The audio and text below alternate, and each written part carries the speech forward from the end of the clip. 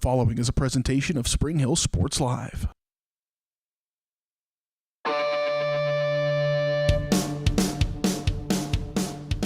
It's time for Spring Hill High School Athletics. On your home for the Broncos, Spring Hill Sports Live.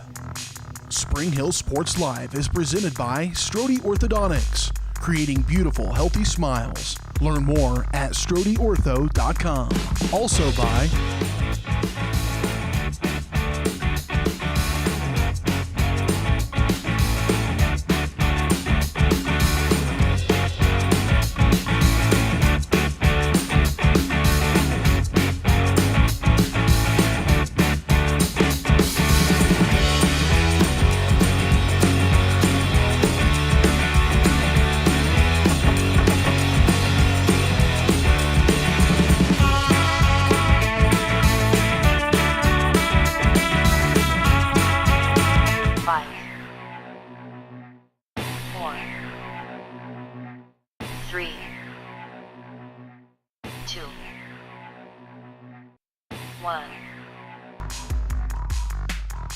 It's time for the Broncos, right here on your home for Spring Hill High School Athletics, Spring Hill Sports Live.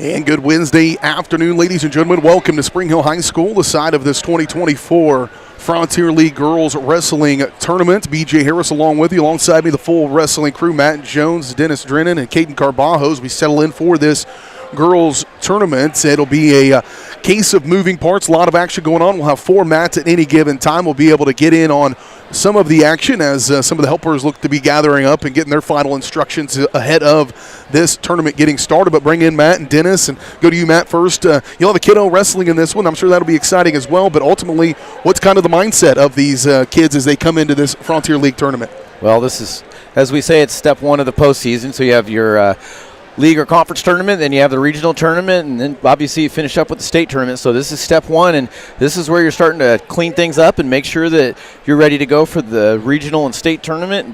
If there's something that you've been working on, today's the day. You don't want to wait till regionals to try it out. So today's the day to get after it and kind of improve your standings for the next 2 weeks. And Dennis, we're following the girls along here in the tournament. We'll be right back here next week for the boys tournament. Right. But now here in the second year of being recognized and having an opportunity for state championships, we start to see those numbers grow.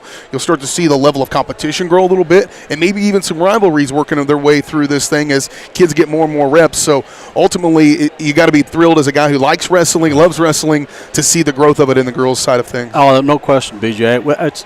I've just loved the opportunity for the girls to get going, in the leagues. And as we talked about a little before the start of the broadcast, there's local colleges now that offer girls wrestling. And, Ottawa, I think, is one, and Baker. Baker, both ranked. Yeah. And so it's just a wonderful thing. And as Matt and I was talking, it's also an Olympic sport now. So, these girls have a path, even after college, which a lot of times they didn't have that. Well, we're going to find out who's going to win the Frontier League. Any favorites, any big matchups that you might be looking at coming into this tournament, Matt? Well, the traditional power of the Frontier League's been Baldwin, but Paola's looking to unseat them this year. They're currently ranked number 5 in the small class. Girls are just divided into 2 classes, and wrestling 4 through 1A and 5 and 6A are currently combined, but probably for not much longer. Yeah. And then Baldwin's, then Tonganoxie is actually the 10th ranked team in small class, so it should be a pretty competitive tournament. Spring Hill is always tough. They're not currently ranked at 5 and 6A, but they've won several tournaments this year, and I believe they only have 1 loss on the dual season, since obviously I've been following them around this season. So the Spring Hill girls are tough too, so they'll be a force to be reckoned with. It's 2024 Frontier League Girls Tournament Championship here in this Spring Hill High School hosting it.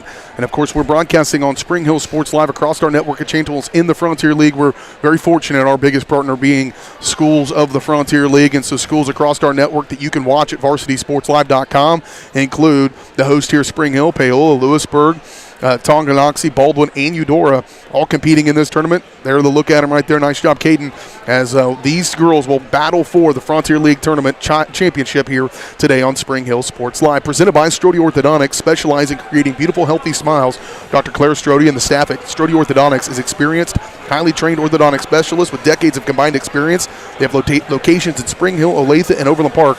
Learn more at StrodeOrtho.com. And you are in the midst of the Comfort Designs Heating and Air Conditioning pregame show. Comfort Designs has been serving the Spring Hill area for 20 years.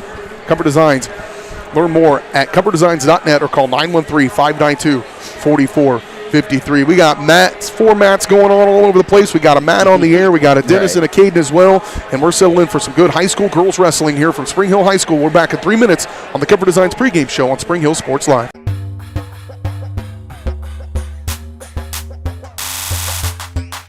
Strode Orthodontics is creating beautiful, healthy smiles. Dr. Claire Strode and her staff have decades of combined experience, offering clear and metal Damon smile braces and Invisalign clear aligners for teens and adults. Dr. Strode tailors your treatment to meet your specific needs with 3 convenient locations in Olathe, Overland Park, and Spring Hill. Strode Orthodontics is ready to give you the beautiful smile you've always wanted. Call for your free no-obligation consultation, 913-491-3400, or visit StrodeOrtho.com. Are you looking for a trusted heating and air conditioning contractor? Look no further than Comfort Designs. Comfort Designs Heating and Air has 100% NATE certified technicians who are friendly, knowledgeable, and ready to help. They'll care for your home and complete the job with speed and precision. Locally owned and operated for more than 20 years, Comfort Designs Heating and Air Conditioning. See all they have to offer at comfortdesigns.net or schedule your appointment at 913-592-4453. Michael Grant at Farm Bureau Financial Services is a proud supporter of Spring Hill and cheering on the Broncos. At Farm Bureau Financial Services, their #1 goal is to protect you and your family. Insurance is complicated and not one size fits all. Michael and his team take pride in the relationship they build with their client members. Let them work with you to customize a plan that protects your livelihood and your future. To learn more, call Michael Grant at Farm Bureau Financial Services 913-592-2336 or visit them at 117 South Main in Spring Hill. A great collision on the field? Awesome. An awesome collision on the road? Not so great. If that bad play does come your way, take your car to Shoemaker Collision and Paint Center. As Kansas City's premier auto collision repair center, they work on all makes and models, even RV, marine, aviation, motorcycles, and more. Shoemaker Collision offers free estimates and loaners, plus they will work with all insurance companies. Get your ride back in the game. Learn more at shoemakercollision.com or call 913-592-0095. What is typically a daunting, frustrating, and intimidating experience was enjoyable and exciting because of Amy. She listened to what we envisioned for our future home and was able to show us houses that reflected this. She was with us every step of the way, taking the time to answer our phone calls and text. We ended up with our dream home all thanks to Amy. Feel at home while you find your next home with Amy Kelly of Reese Nichols Real Estate. Amy goes above and beyond for her clients and even makes a contribution to Ronald McDonald House with every closing. Contact Amy Kelly to buy or sell your home. Massage is more than relaxation. Apex Massage Therapy can go beyond with targeted work for headaches and sinuses, myofascial releases, trigger point therapy, neuromuscular therapy, reflexology, cupping, and hot stones. Kylie's hands go right to the problem areas and work out all the issues. She is certified in prenatal massages, oncology, lymphatic drainage, pre- and post-surgery massages, and she can also work on minors and athletes. For openings and specials, like and follow Apex MT on Facebook.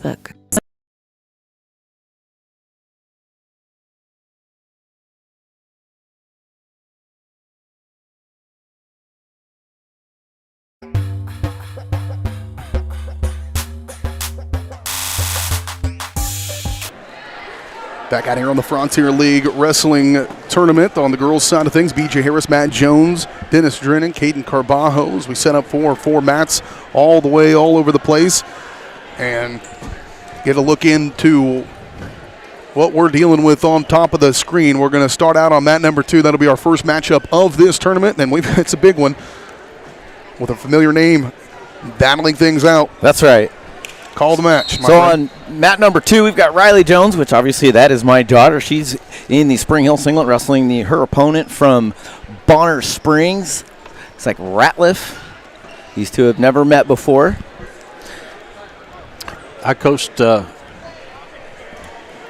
either her son or her granddad or something. Oh, wow. Yeah, Ratliff was a wrestler for me in Bonner Springs Kids Club.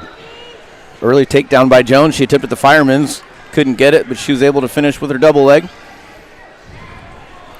Escape by Ratliff.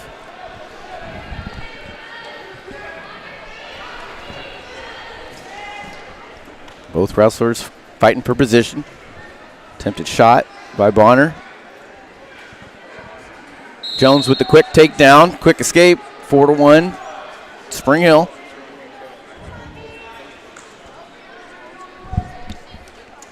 Jones looking for her fireman to set up. It's kind of been her go-to this year. She hits it hard. Good turn. It's nice. Working her cradle there. Yeah, doing a far side cradle. She is. And she's going to get it. She's going to get some back points. She's looking for the near fall. And she earns the pin for the Broncos. That's good bonus points to start out the Frontier League tournament. And a good win for Riley to kick off her first postseason ever. Yeah, no question. Proud papa there. That's right. That's exciting. All right, we got another Spring Hill girl, Rosemary Mader, going on mat 4, it looks like.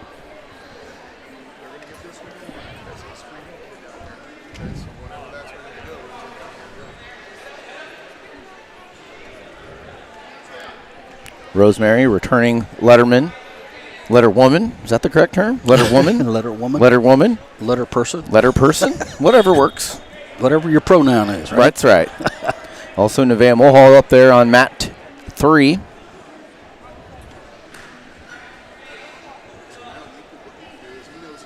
have a Tongi wrestler down here on Actually, Casey mat 4. Sawyer, I'm sorry. Who's over there on mat 4? Or mat? There's a Tongi wrestler. I don't know what weight class that is.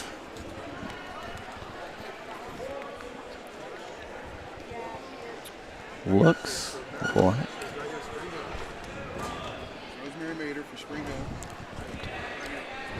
Yep. Right now we got Rosemary fighting for a takedown. Casey Sellier over there getting ready on mat 2, waiting for her opponent. Tonganoxie just scores a pin. Tonganoxie with some nice bonus points. That'll help them in the team race. Pinning her opponent from Eudora.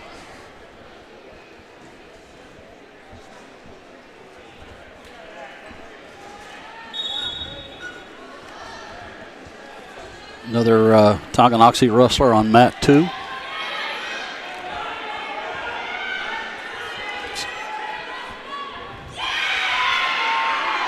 She gets taken down. Lucky that she didn't give up any back points there. Mader still fighting for a takedown on mat 1.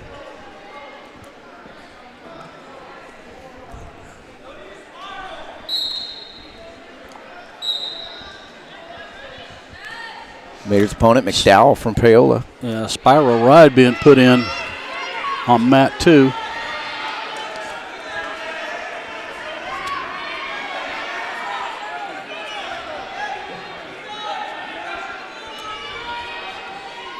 Right now on mat 2, Casey Sawyer looking for back points.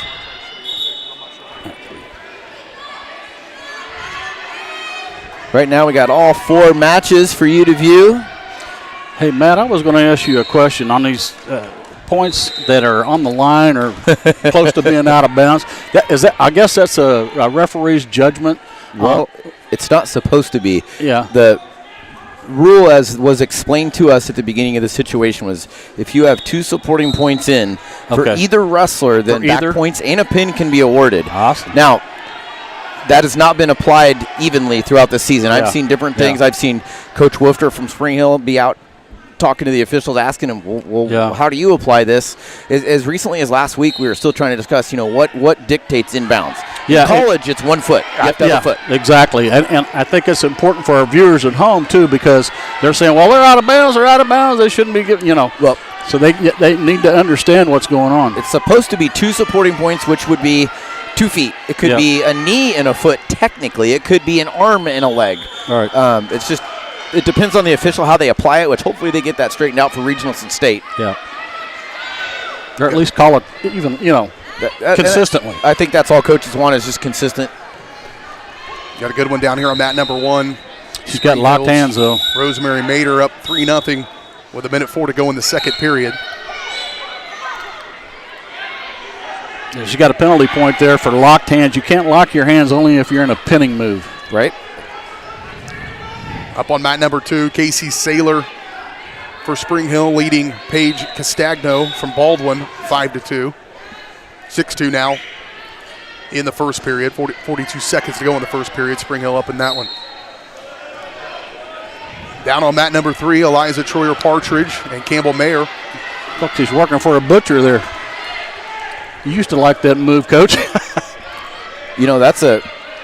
Coach Wifter does a really good job of running that cross-face cradle butcher series. Yeah. That's kind of their go-to, and if you wrestle Spring Hill, you need to watch out for that, and you need to watch out for that near side cradle from the front headlock. Yeah.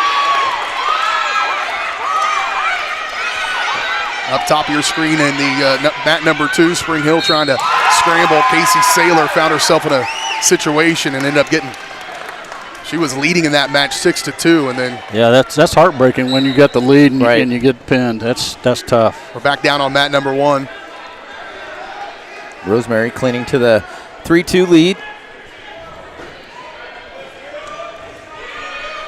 Another Spring Hill athlete just taking place on the 4th mat over here, and a good one as well. Up by 1, 4-3. She just got the pin. We'll take it. That was quick. That'll help the old team points right there. That's right. Just missed the tail end of that one. That one didn't last long. Got a decent match going there on mat 2 with the Tonganoxie girl. Mat 3. I'm sorry, yep, mat 3. That's Eliza Troyer-Partridge and Campbell Mayer from Eudora. Troyer-Partridge from Tonganoxie, as Dennis mentioned, 2-2. Yep. In just wrapping up, that they will go into the third period. That's the top right of your screen. Yep. This is Riley's weight class. We got a scout. Got a scout. Mat 2 just underway. Bonner Springs, Brooklyn McCormick, and Maya Elliott from Paola. Mat number 1's coming down to the wire. About 1:15 left. Tied up 3-3. And that's Spring Hill's Rosemary Mader. And a good one against Brooke Lee McDowell from Paola. Junior against a freshman. Mader. That's a good takedown. Defends the shot, spins, keeps moving, secures the takedown. Now she just needs to ride her out without locking her hands for just under a minute.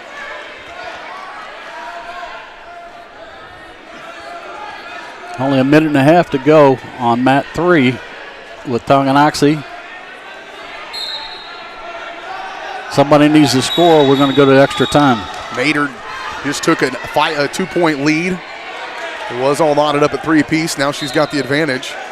Yeah, we also just had a point awarded to her opponent because there was a potentially dangerous. Illegal. Yeah, illegal. So it'll be 5-4, 38 seconds to go. That's on mat number 1 on the bottom of your screen, bottom left. Good one going on 3 as well. Yeah. Troyer's trying to hold on to that leg to not give up the takedown. That's 2-2. Oh, that was a nice little move there. If she works up her back, she'll get these points. Force 36 you got to get the head out, though. Up there in mat number 3. She can take her down. 30 seconds to go. Tie match, mat 1. Mader looking for the last takedown. She's got 30 seconds. Tonganoxie's going to win that one. The 2. Are they going to argue that the time was out or no? Doesn't look like it. Looks like Mader's going to escape with the last second takedown and win 7-5 over Paola. That was a pretty exciting match. Tonganoxie over there on mat 3, up 4-2, and looks like she's going to clinch the victory at 105.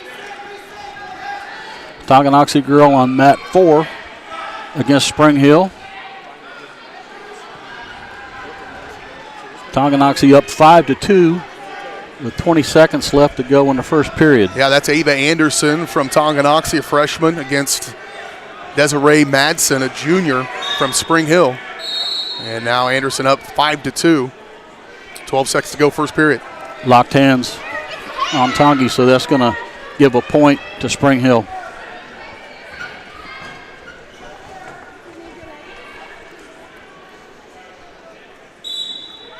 Currently on mat number 1 is Cora Dodge from Baldwin against Kylie Music. On mat number 2, Kaylin Carpenter against Bree Seek. Carpenter of Eudora, Seek of Paola. And on mat number 3, Stella Bradley against Ashton McPhail. McPhail of Spring Hill on mat number 3. Yeah, we have 2 mats going with Tongi and Spring Hill right now. Mat 3 and 4.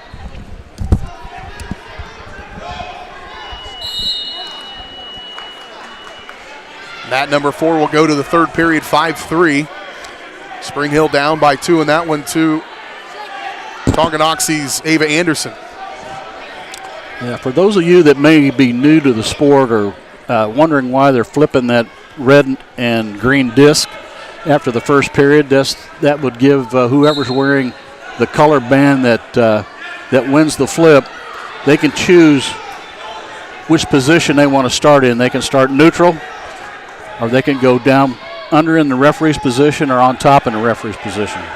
Desiree Madsen battling down at the bottom right of your screen. As she got the head and arm, that's really tight. That's going to end it. Spring Hill's going to get the fall. And she had battled back. She was down 3 points in the remaining minutes of that one. Yeah, Tongi was up 5-2. Tongi girl wins on mat 3. That was Stella Bradley to pick up the win for the Chieftains. Yeah, we got another Spring Hill and Tonganoxie on mat 4.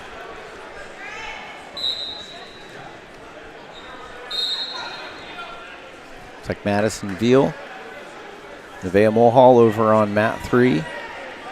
Jay Yoder just picked up the W over on mat 1. She's been in and out of the rankings this year.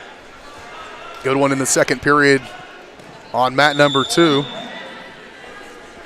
with Caitlin Carpenter of Eudora and Bree Seek of Paola in a 4-3 match with 1:34 to go in the second period.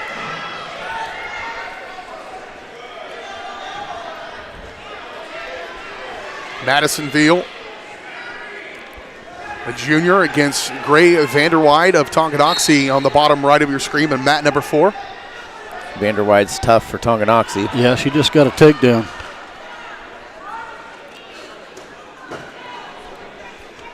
Mat number 3 is. Looks like she's got a chicken wing, and nope, she lost the wing. Zeta Weiland and Nevaeh Mulhall on mat number 3. Mulhall with an early 2-0 lead. Now 2-2 with 1:13 to go, first period. As long as I don't call it a field, I can call it quarters, can't I? Periods. They're periods because there's not 4 of them. It couldn't be a quarter, right? All right. Tonganoxie girl just got the chicken wing in the wrist. She's getting back. Oh, she's going to finish it with a fall right there.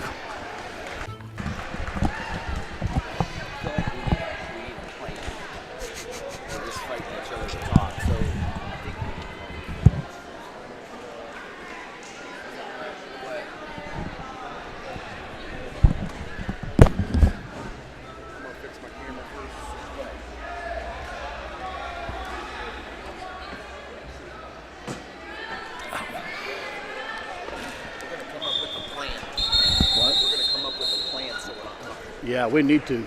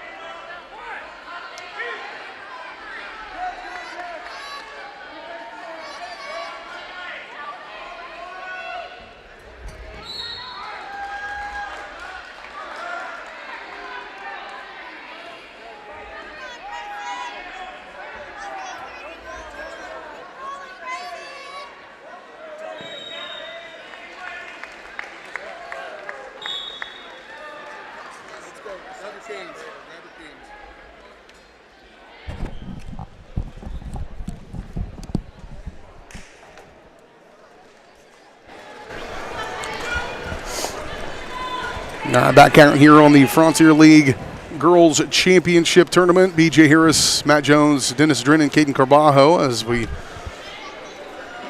try to get things sorted out here in this tournament format. Kind of update you on what's going on currently.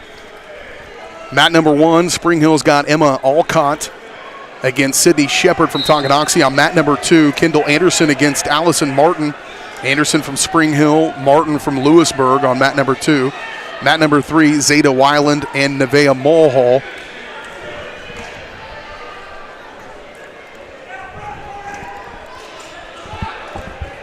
The one that's been going on here since we kind of stepped away, now they've kind of wrapped up, so this is refreshing. Those matches have just wrapped up. I just updated you on everything that is incorrect for the most part.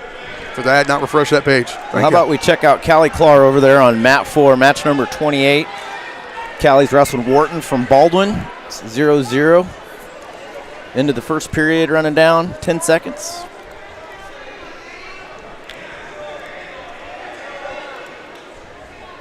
Short time, 0-0 score. Baldwin rocking the pinstripes. Boys have the similar singlets.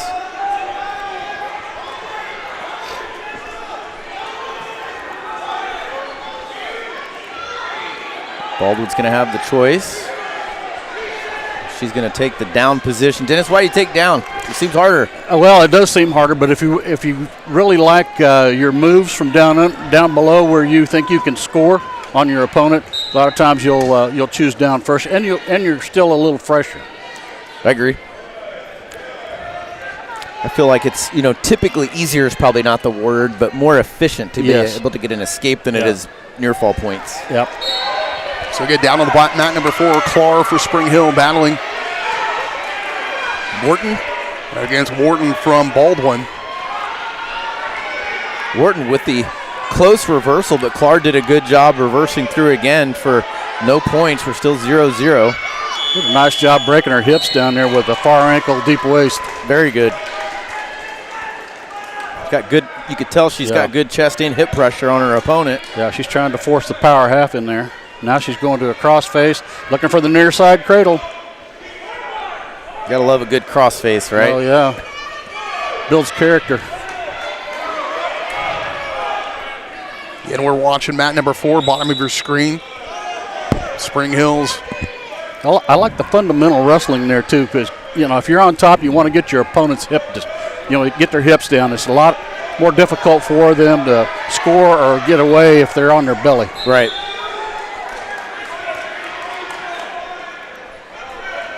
Well, she's tough on that far ankle.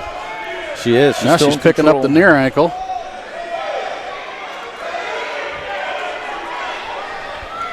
Still 0-0, 30 seconds to go in the second period. Bottom right, 4th match. She's trying to set up a Peterson. you better back out of that if you're Spring Hill.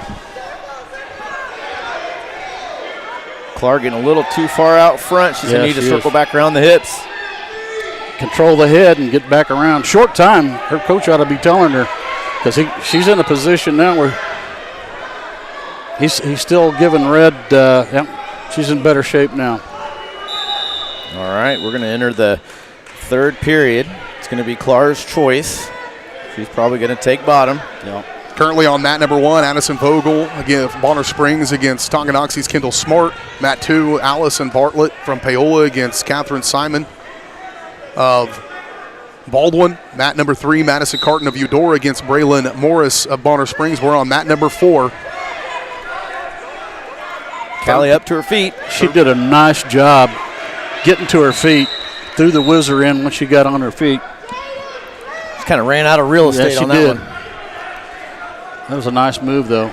I like the way she got that far arm up into a standing position. Now she took the inside leg, tripoding up. Watch the cradle. Wharton attempts the far side cradle. Changes her mind. I always wanted my wrestlers to keep their head off the mat when they're down below, too. Clark's in a bad position. She's got that arm tucked behind. She's going to give up some near fall points. Yeah. You need to fight that off because she doesn't have that tight that half very tight, but tight enough. It was tight enough, and Callie Clark is going to go down to Wharton of Baldwin by fall in the third period. And it was 0-0 before that fall. Yeah. That's the crazy thing about wrestling. It doesn't matter if it's 14-0. You can still find a way to win. Yep. You can't imagine how tired you are in that third period either. Oh, I can. I can too. I can't. A lot of our viewers don't, though. I mean, tell you. We'll stick down on the bottom right on the mat number 4. As this match just underway between Tonganoxie's Grace Steen and Spring Hill's Peyton Nip. Yeah, Steen she's a ranked wrestler. Yeah, Steen's tough. I believe her cousin, Olivia Steen's one of the top ranked wrestlers. Yep. For Bonner Springs, so we'll see her later. Yeah, the Steens they come from a long line of wrestlers. Yep. You know, I coached probably the grandpa at this point, or the dad. It's probably the dad. This is a pretty good matchup then, because you've got Grace Steen at 21-5 and Peyton Nip from Spring Hill, a freshman, but 20-12 on the season. Yeah. So.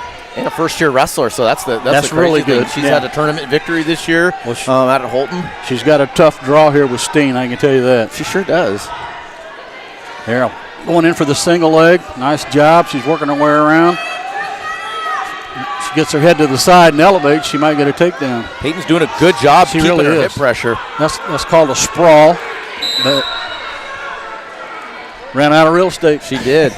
Good job by Knip. Yeah, you got to have mat awareness. I mean, you really do.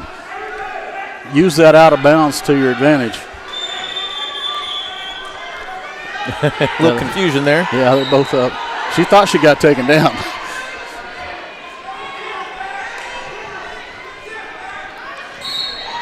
Knip, as I've kind of watched her this season, she does a really good job staying in position, especially for a new wrestler. Yeah. I find new wrestlers, usually their hips are always on the mat, and they have to learn to keep themselves in good position, and she does a pretty good job of that. Yep. I thought Steen was going to set up a throw there, but she backed out of it.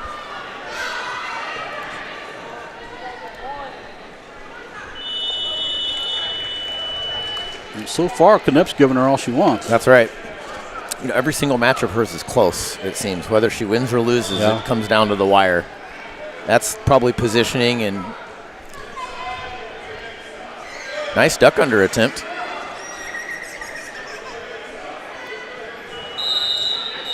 Yep. Looks like they just wrapped up on mat number 1. Addison Vogel winning over Kendall Smart. Vogel of Bonner Springs 9-6.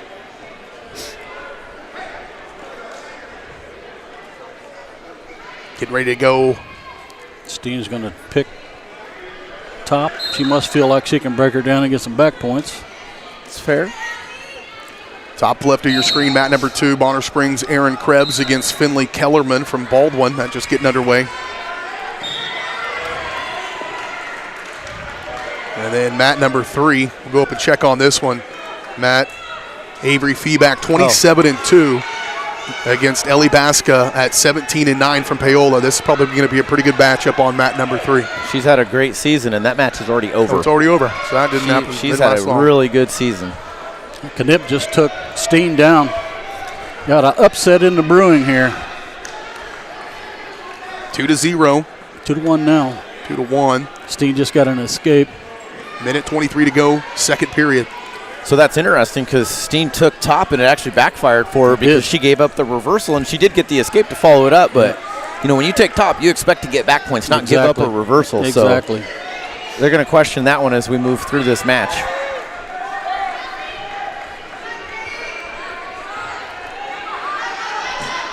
Minute left, second period, 2-1 lead for Spring Hill.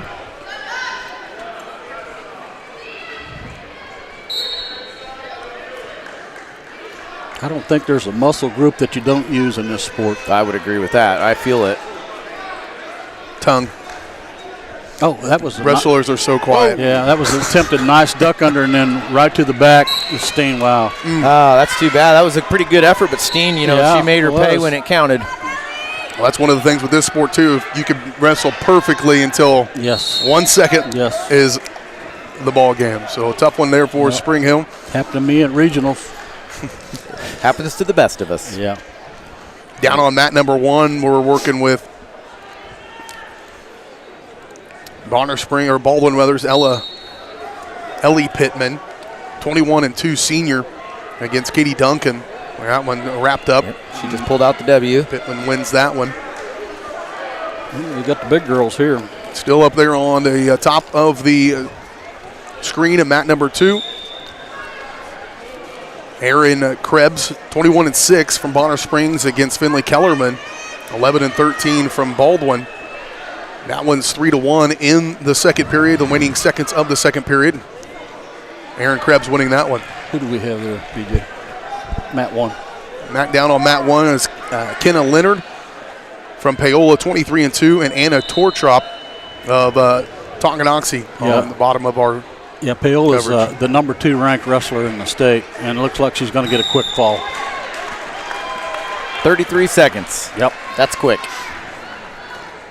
Looks like the final match of round 1, or final matches of round 1 are finishing up over on match 2. Doesn't look like anybody's coming out over here on mat 1. Who do we have on mat 2? Up on mat 2, Erin Krebs from Bonner Springs against Finley Kellerman of Baldwin.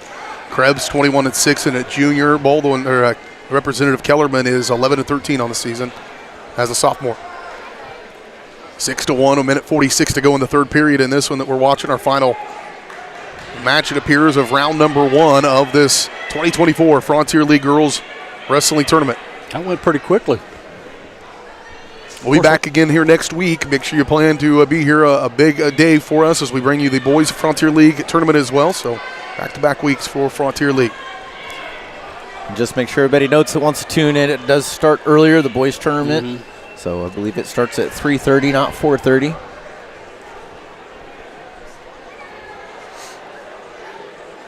In final seconds of this one, Erin Krebs and Finley Kellerman. Minute 5 to play in the third period. To go here in the third period, 6-1. Krebs in front. Krebs doing a good job staying in good position. No reason for her to go do anything crazy right now and get caught in a move. No, stay away from trouble until you get warned for stalling. That's right.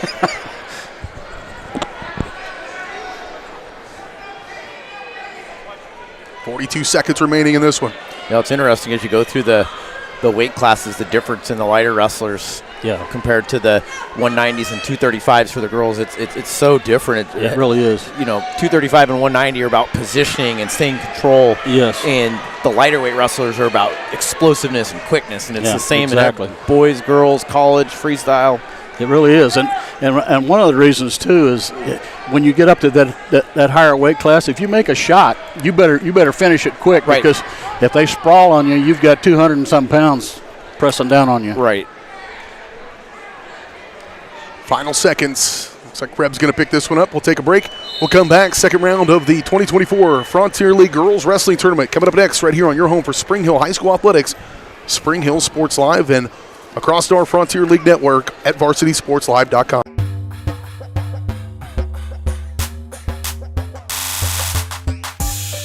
Elliott Group is a proud supporter of Spring Hill and USD 230. At Elliott Group, we work, live, and shop in your local communities. Serving Miami and Johnson counties for more than 45 years, Elliott Group understands your needs. As an independent insurance agency, Elliott Group works with numerous carriers to find the coverage that best fits your needs. In Spring Hill, call 913-592-5552 or visit ElliottInsuranceGroup.com.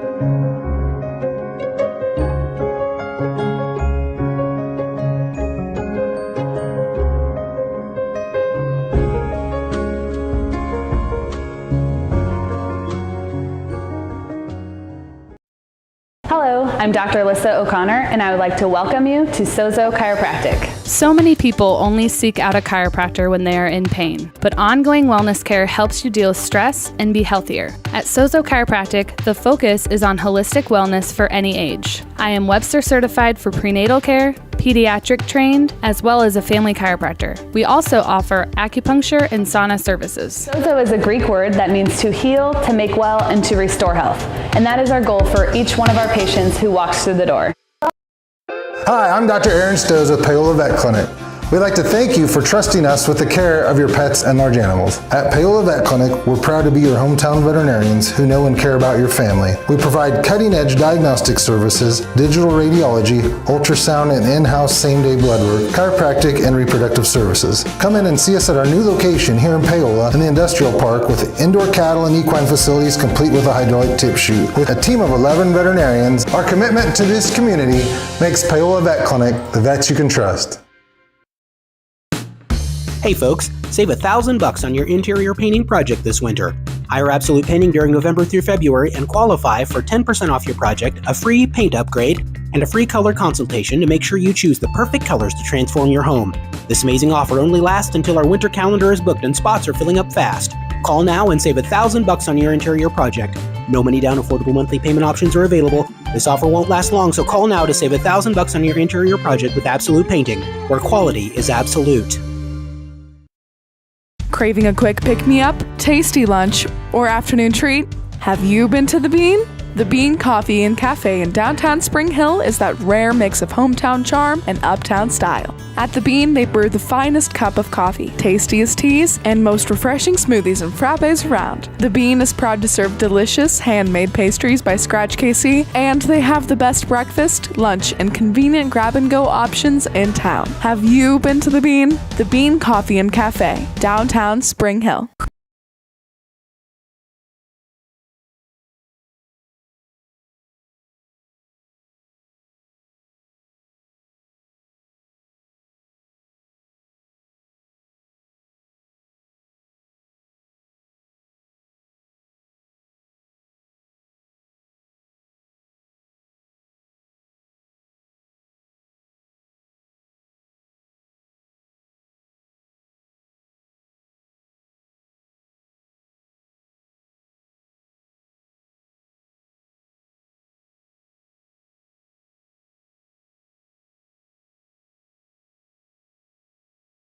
Whether you're trying to make the most of the next harvest, navigating a changing business landscape, or planning for the next chapter in your life, the professionals at Prime Accounting Solutions are here to help. With 10 locations, Prime Accounting offers convenient, friendly accounting and tax services at a fair price. Payroll, bookkeeping, business planning, personal tax filing, and more. And now Prime is the place to go for insurance. Bronco fans can find us at 408 North Webster in Spring Hill or call 913-592-2050. To find a location near you, go to primeaccounting.net.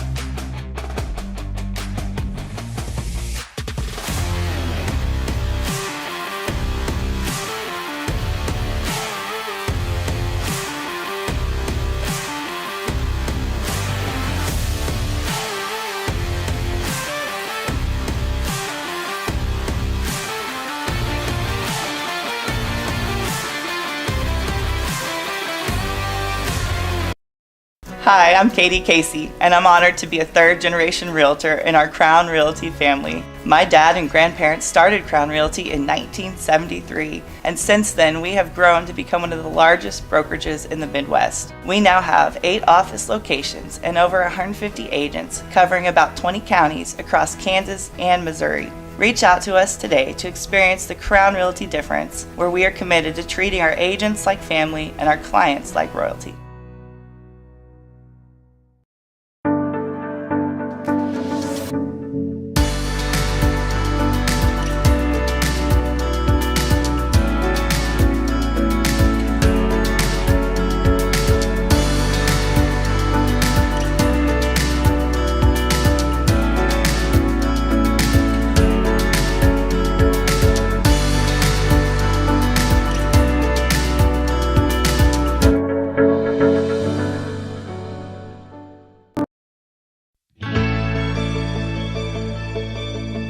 Everyone loves a special occasion to come together to celebrate. The Meadowlark is one of the premier wedding venues in the Kansas City area. But it's even more. Beyond nuptial and corporate events, the Meadowlark is now bringing live music to the area. Come enjoy a night of dinner, drinks, and entertainment without waiting for an invite. follow Meadowlark Events Live on Facebook for upcoming shows. Now you have even more reasons to celebrate at the Meadowlark.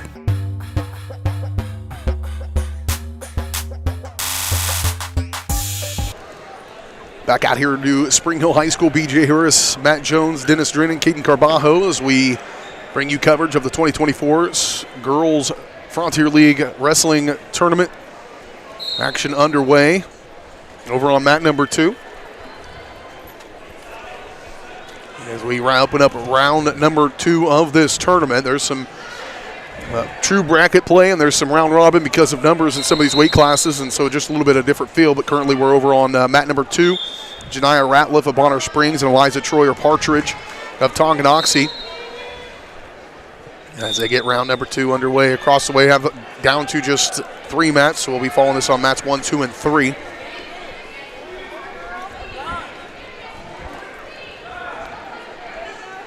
Second match of the day for both of these ladies at 105.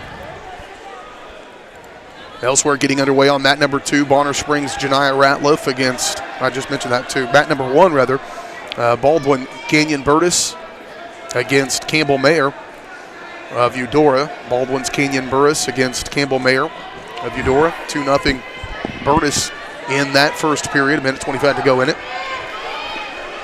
And mat number 3, Autumn Wilson of Tonganoxie against Paige Castagdo of Baldwin.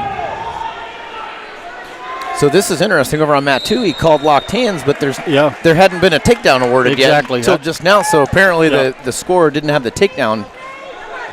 Must have been because takedown current. You can lock your hands on a takedown. Right. That's a good catch, Matt. Right. Like, wait a minute. That's the old coach in you. Right. Ratliff on bottom looking to score. Troyer in position on top. 2-1, 45 seconds left. Tonganoxie ahead. Working for that wrist, probably to try and get a wing. Sometimes you'll hear us talk about wrestlers getting too high. And I don't know about you, Matt, but my old coach always said, if you can look down and see the mat, right, you're too high. Right. Always tell them stay behind the shoulders. Stay behind the shoulders. Now, Tonga just threw in a nice deep half. Ratliff's in trouble from Bonner. If she catches that arm, see, she caught the arm, but she lost the half. Now she's got it. You know, just experiencing girls wrestling more in depth for the first time, I found that halves aren't as effective on girls just partially because of their flexibility. Yeah. It's a good win, too, for Troyer Partridge, just a freshman. Yep. And she's going to end up winning that one. Nope, she's still not quite over yet. They didn't give the pin. They just they gave back I points. thought they gave the pin. 5-1 though. She does have the advantage now. 5-1, going into the second period rather. Yeah, she chooses bottom. We'll go back down. That one 5-1 in the third. Let's go down to mat number 1. 2 Spring Hill ladies, Casey Sawyer and Rosemary Mater. Spring Hill hosts bring extra girls. Yeah, that's always tough though in tournament situations when you have to wrestle someone you wrestle every day in the wrestling room because you know each other so well. I actually had one back when I was coaching kids. I had a state championship match in the same weight class. Yep. You know, who do you coach? Who do you root for? Right. You know. Thank you. Rosemary, she's typically the varsity wrestler at this weight class. Rosemary's, I believe, has been to state. 8-9 on the season as a junior. Casey Saylor, the freshman, 5-12.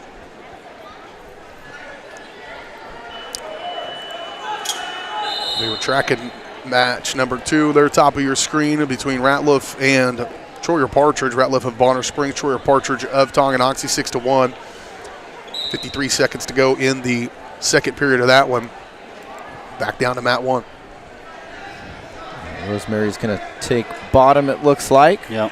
Beginning of the second period with a 2-1 lead.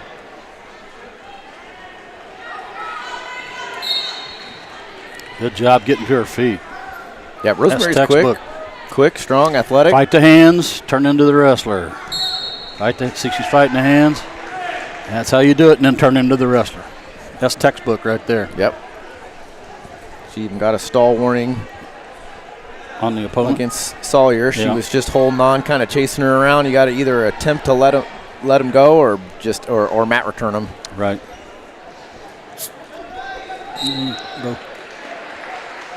Oh, nice duck under. Beautiful duck under by Rosemary. Casey right back up to her feet, though. Yeah. She elevates her hips and goes, yeah, that's how you do it. Good mat return. Yeah. Oh, Sawyer did a nice job of fighting the hands there.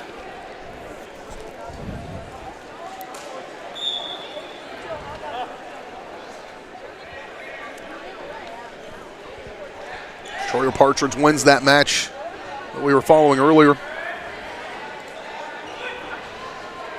And with that duck under that. Nice snap down. Nice snap down and go behind. Took her opponent's momentum. She let her go. Yep. Casey's done a good job from the bottom trying to escape. She has. She's not giving up, that's for sure. 5-2. 32 seconds to go, second period, and the match we're watching between Rosemary Mader and Casey Saylor, both at Spring Hill, round number 2 of the Frontier League Girls Wrestling Tournament. She should be able to go behind here. She's going to work the butcher. Yeah. Oh. So you don't want to go, that's why you don't want to go to your hip. Right. Short time. See, there's 2 anchor points, I guess.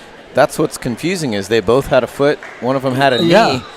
That's the discrepancy this season that's been confusing. And we'll flip back and forth here between mats 1 and 3. Do have Bonner Springs, Brooklyn McCormick, 21-11, a freshman against Desiree Madsen.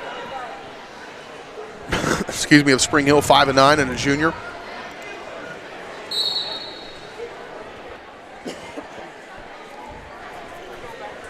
Closing out the second period. Mader still up. Increasing her lead just a little bit, up 9-2. Kudos to the Spring Hill coach. They're solid fundamentals. All right, we're going to rotate over to mat 3. Bonner Springs with the early 2-0 lead. McCormick against Desiree Madsen, Spring Hill. She's trying to get that far side cradle, I think. Oh, she almost had it. Desiree did a good job hand fighting to defend the cradle.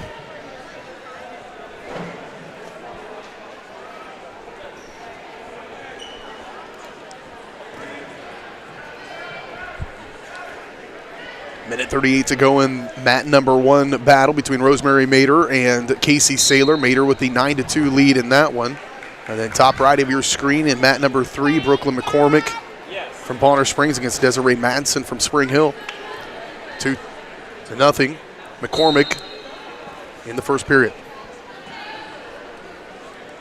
Oh, you don't want to reach back like that.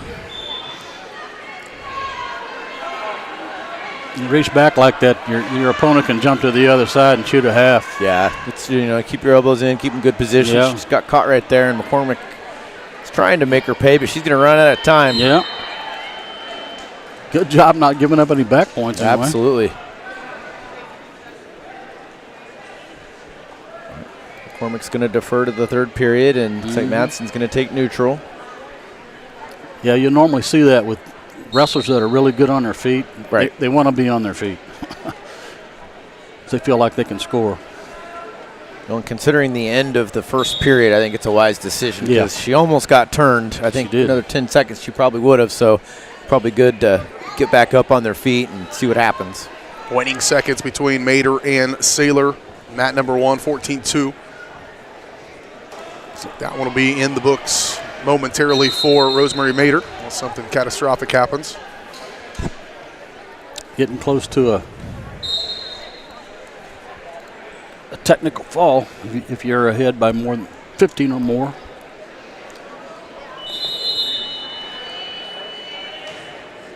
Desiree still hanging tough over against McCormick on mat 3. 2-0, minute 17 to go in the second period of that one.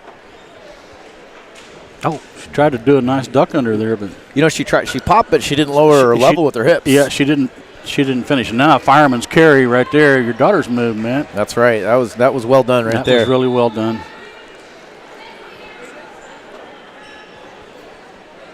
Oh, now she's got the half pretty deep in her wrist.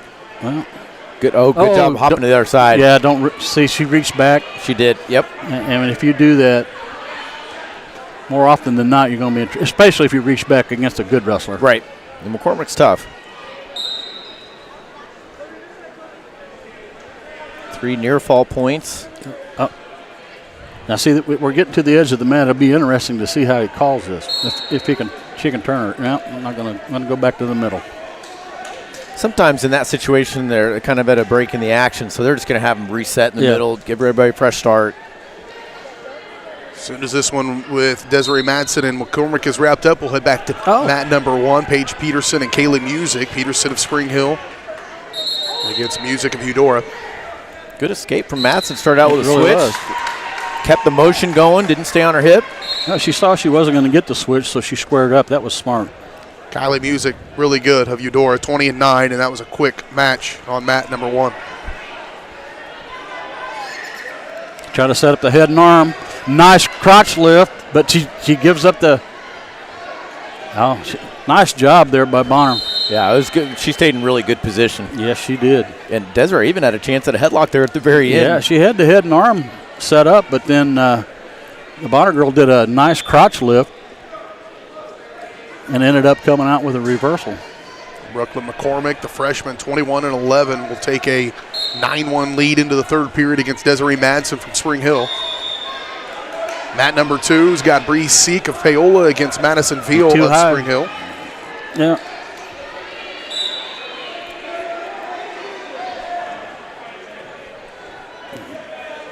And then mat number 1 still now Paola's Zeta Weiland, the freshman at 6-5 against Ava Anderson of Tonganoxie.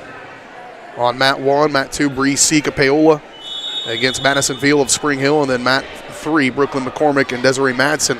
McCormick up 13-1 in the third. Getting close to that technical fall. Yeah, it was a pretty close match until those back points happened on this end of the circle. Well, she made a mistake. She got on her hip and reached back, and you can't do that against a good wrestler. You're going to give up back points every time. That's right.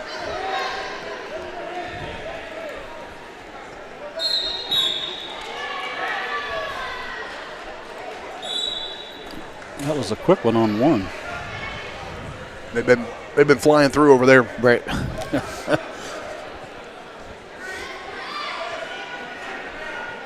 Good one going on mat number 2. Between Bree Seek of Paola, 8-12 coming into this tournament. Madison Veal, a junior at 5-8 coming into this one. Let's go on up there and watch that one. Okay.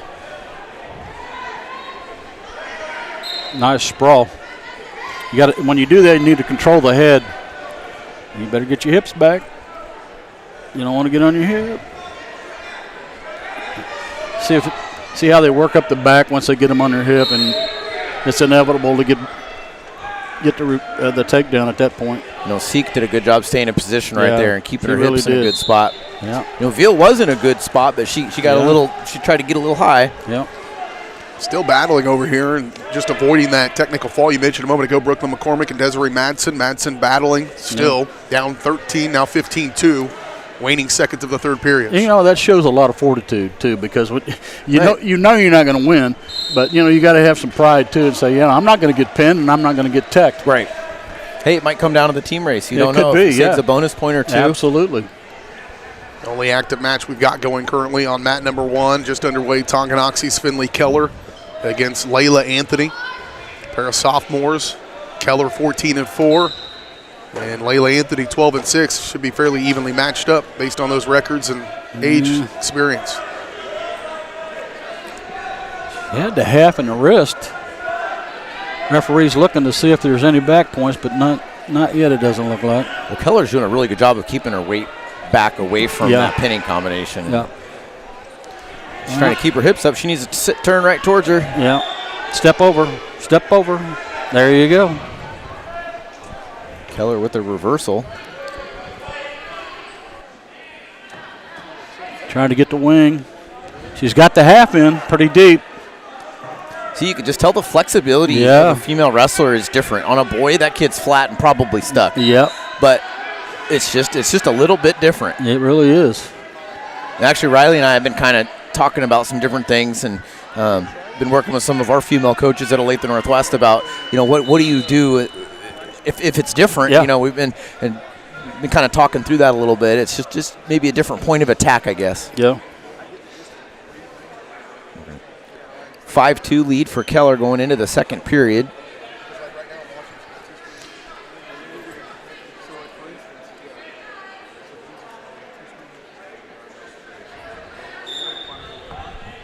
I'm going to tell those guys. Keller's on top. Well, fundamentally, you want to get your opponent's hips down before you throw the half in. Yep. Back to our 3-camera look here, guys, and we've got several going on around the mat. As mat number 1's still in the midst of that one. No, Actually, just wrapped up. Keller with the W for Keller wins Tonganoxie. that one. Yeah. Gracie Oppo. Thank you, buddy.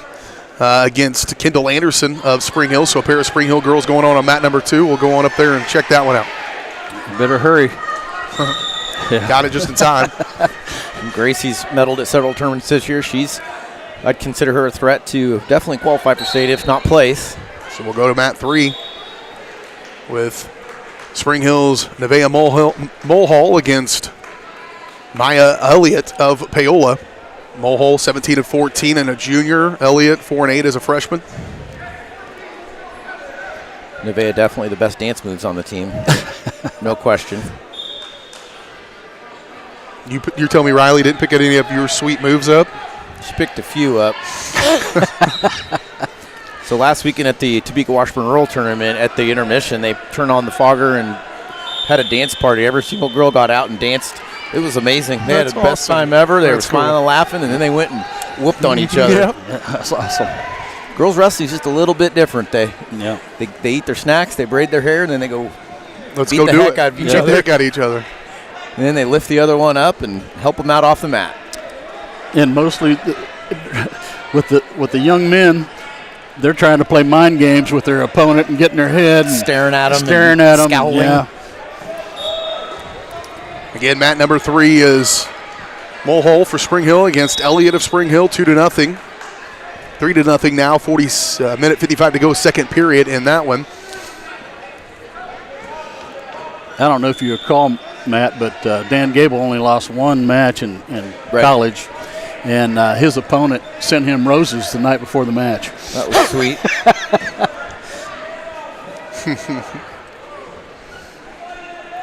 Mat number 2's got Bonner Springs' Nevaeh Brown against Morgan Dials of Ottawa, 2-0. 1 minute to go in the first period of that one with Brown leading for Bonner Springs. Mat number 1's got Paola's Jalen Taylor battling against Sydney Shepard of Tonganoxie. Right now, Taylor leading that one 2-0 with 5 seconds to go in the first period. Mulhall with a double leg attempt over on mat 3.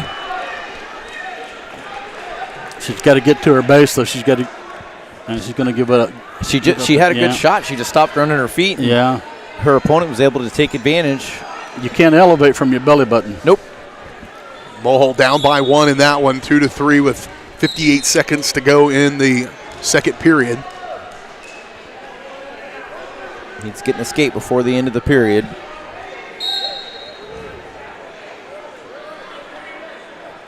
Yeah, you need to score. Nice job getting to your feet. Turn in, yeah. Good job. He awarded it. Mat number 2 just underway. Spring Hill's Morgan Hinton against Lewisburg's Leola Esslinger. Esslinger 24-5 for Lewisburg there on the top left of your screen. And Morgan Hinton at 14-5 as a sophomore. Esslinger, she's had at least, I think her brother wrestles at Baker. He was a placer last year for Lewisburg, so she may have 2 brothers. I'm not sure. I tell you, this is a sport that runs in the family. Sure does. Mulhall really battling in that mat number 3. She's up by now 4-2 with 35 seconds to go second period.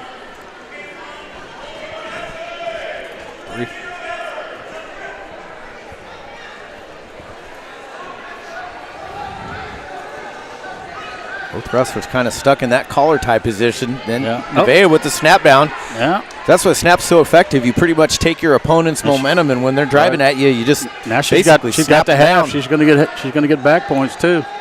She got the fall. Good for job her. for Nevaeh. Let's go up to mat number 2, and Spring Hill's Morgan Hinton against Leola Esslinger, 2-2. 36 seconds to go now, 4-2, with Esslinger having a 2-point lead. 33 seconds to go, first period.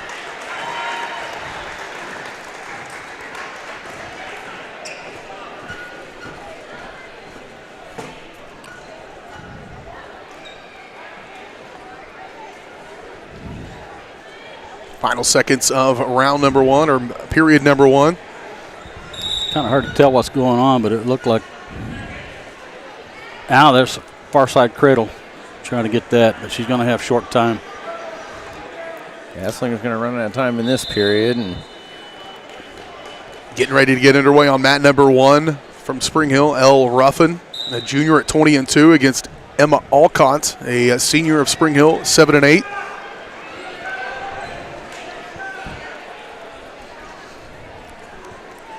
I'll tell you what, Alcott's not afraid. She's going right after her. Nope.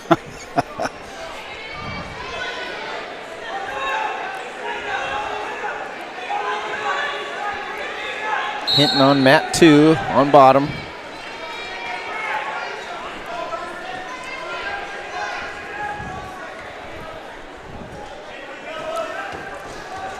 Hinton fighting for the escape.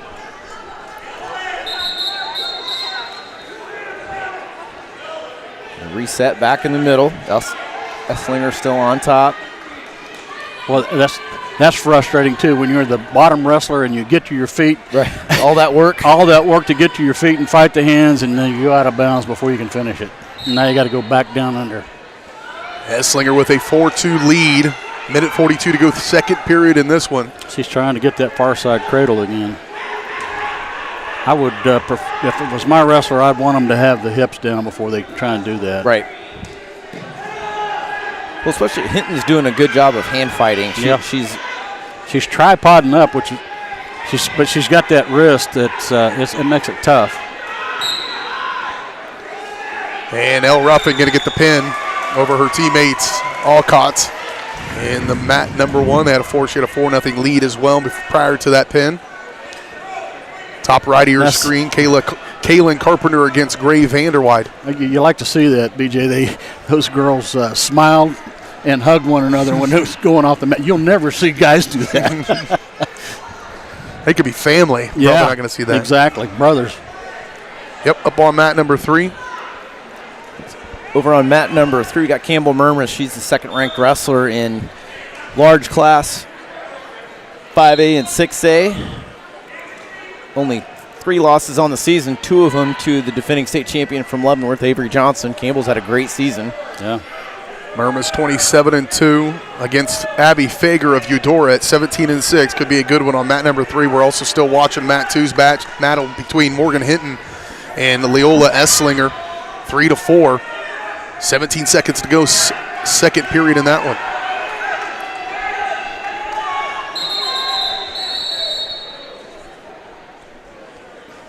Unnecessary roughness. Hinton's going to get a point for that forearm shiver to the back of the head. I don't particularly have a problem with that. I don't either. But apparently he does. You see it a lot in the guys. Right, I don't. I think they got the points. They did not. Yeah, now they've awarded that. 4-7, 6 seconds to go, second period of the top left.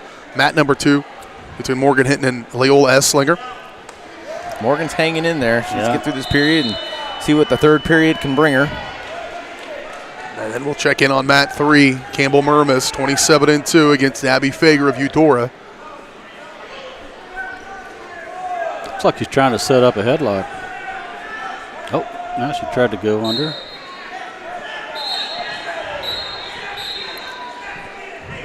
Which one would be? We're watching this one right now as it wraps up. Okay.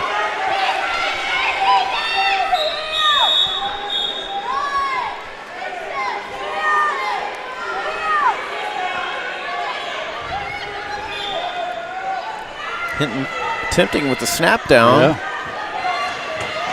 She needs to move her feet. Needs to capture that ankle when she goes around. Oh, attempt at the snake. Yes. She's got it. Just didn't quite get chest to chest. She was a little bit high with that. It was she was. Good throw. Yes, it was. Takedown does put her in the lead, though. She'll go up front, 8-7 with a minute 25 to go, third period. Will Hinton for Spring Hill. If you're defending that single leg, you want to stick a leg between your opponent's legs. Right. We're going to have a 2-point reversal for Esslinger. Mat number 3 goes to the second period 0-0 with Campbell Murmas against Abby Fager. Now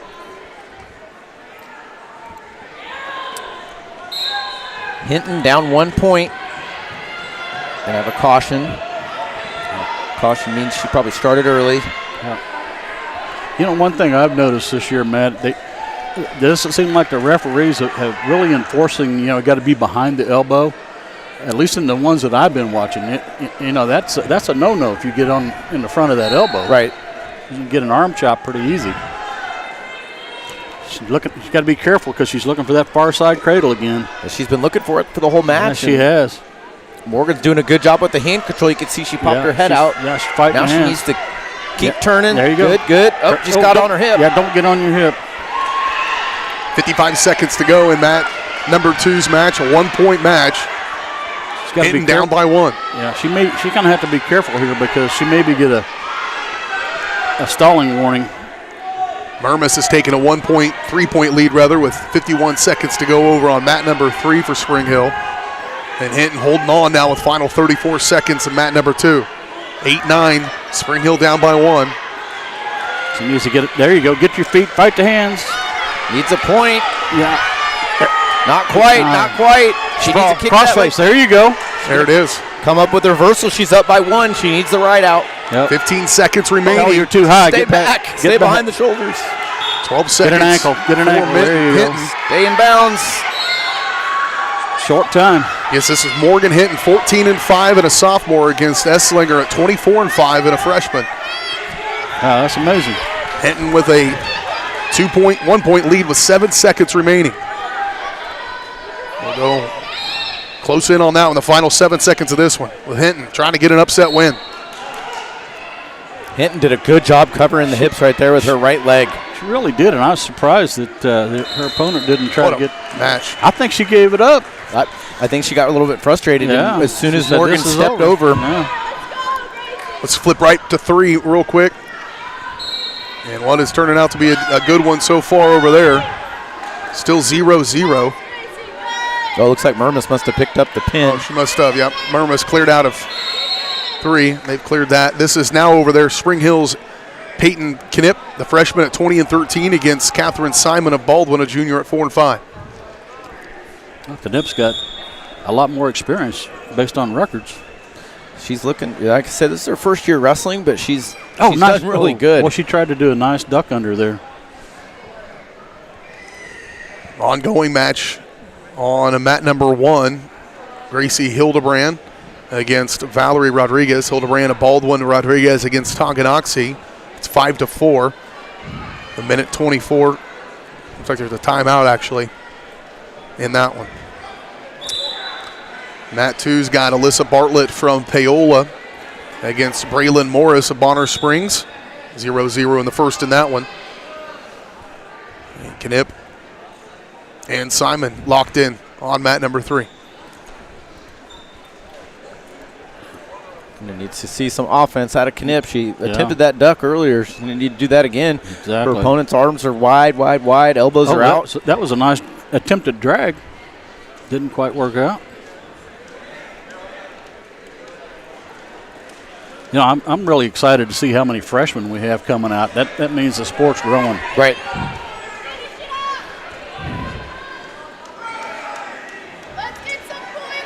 Yeah, she's got a sweet duck under. She ought to try and work that again. Yep, especially with the positioning that her opponent's in. I mean, she's ripe for it. Got one going overtime on the mat number 1. Oh. Between Gracie Hildebrand of Baldwin and Valeria Rodriguez of Tonganoxie. 4-4 after 3 periods. They go to the 4th. Be sudden death. Well, I guess you shouldn't use that anymore. Sudden victory. They've changed it. Yep, it is sudden victory. Yes, yep. That's my old school coming out, BJ. Right.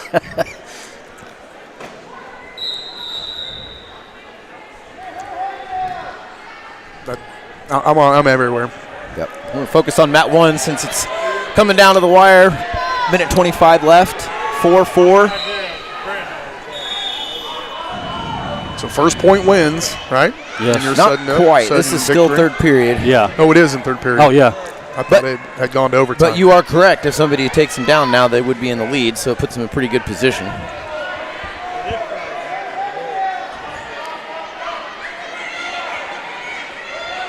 Again, Hildebrand and Baldwin. Rodriguez, Tonganoxie. Oh, Hildebrand with the trip. Straight to the back. Yep. Rodriguez did a great job getting off her back. That could have been all she wrote. Yeah, it could have been. Hildebrand does come up with 2 near fall points. 4-point lead. Oh, how things can change. Oh, yeah.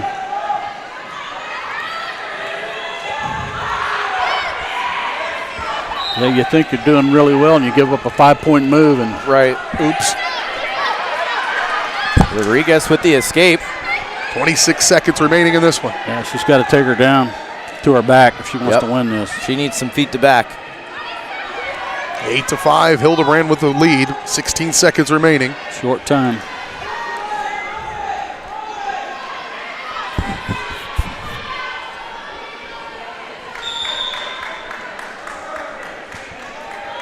And that's how it's going to end with Hildebrand pulling off that beautiful trip straight to back. Yep. 4-point move.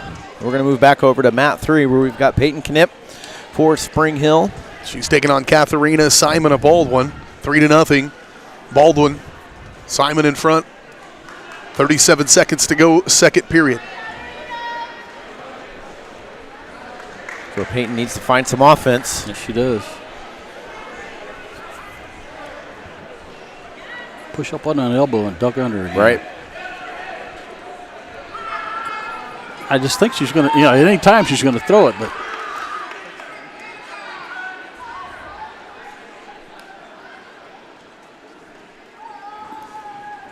Common with a first-year wrestler, you may know the moves and know how to do the moves, but. See, she tried to do a nice high inside right there. But sometimes you just get to the position where you're not sure. Do I do it now? Do I do it now? Yeah.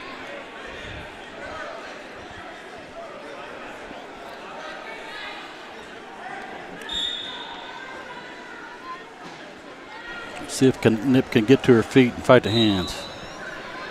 3-0 still as they head into the third period. Knipp's going to need a score. Yeah, you got to get some points here. Oh, there you go. Step over. She's a good. She had a reverse half too. She did. Now she's trying to power half. I like it. Close the gap. Yeah. Down by 1. Need back points though. Or let her up and take her down. Down by 1, minute 30 Locked to play. hands. There's a penalty point. Locked hands on Knipp. Is that 4-2 now? Yep, Baldwin's up 4-2. Simon.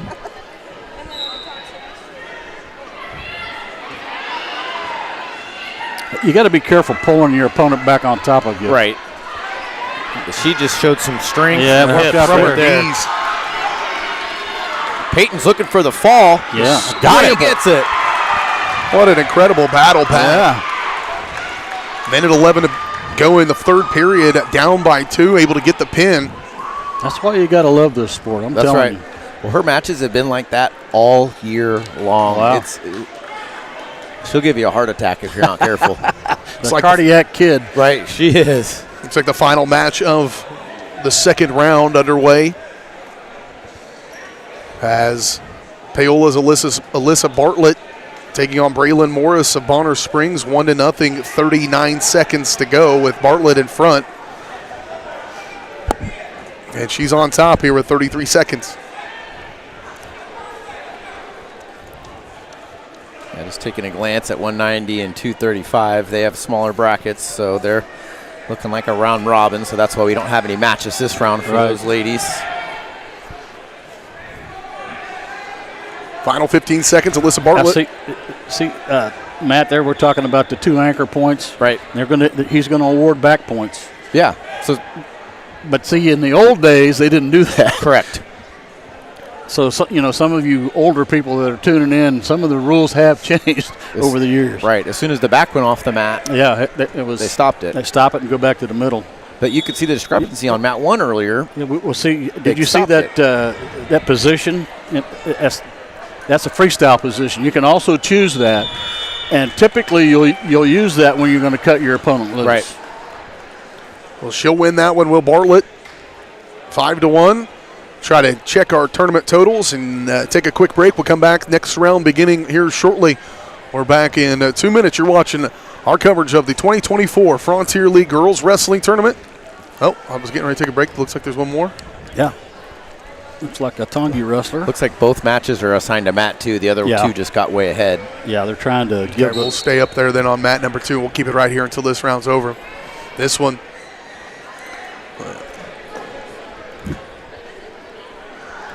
Going to be between Grace Steen of Tonganoxie, 22-5, coming into the tournament against Madison Carton of Eudora. Another Steen. Like we talked about those family of wrestlers.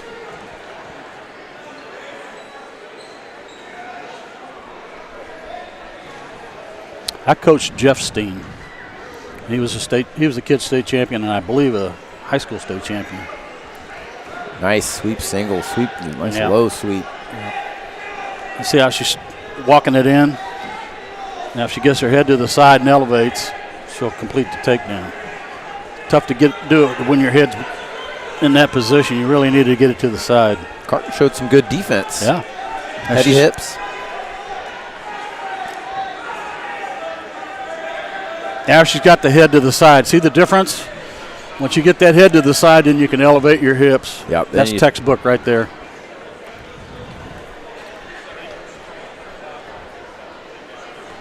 In Tonganoxie's Grace Steen, the junior, against Madison Carton of Eudora.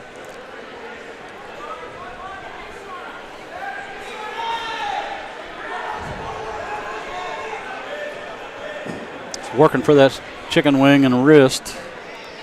She's got the wrist. Does she have the wing in? Yes, now she's going to walk it towards her head to try and get some back points here.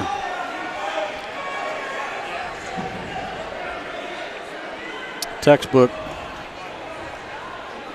10 seconds left in period number 1. Steen leading 2-0, and she'll get the pin. Yeah. That's she's got skills. Now we'll take our break. We'll be back with more. Round number 3 of the 2024 Frontier League Girls Wrestling Tournament. Coming up next right here on your home for Bronco Athletics, Spring Hill Sports Live.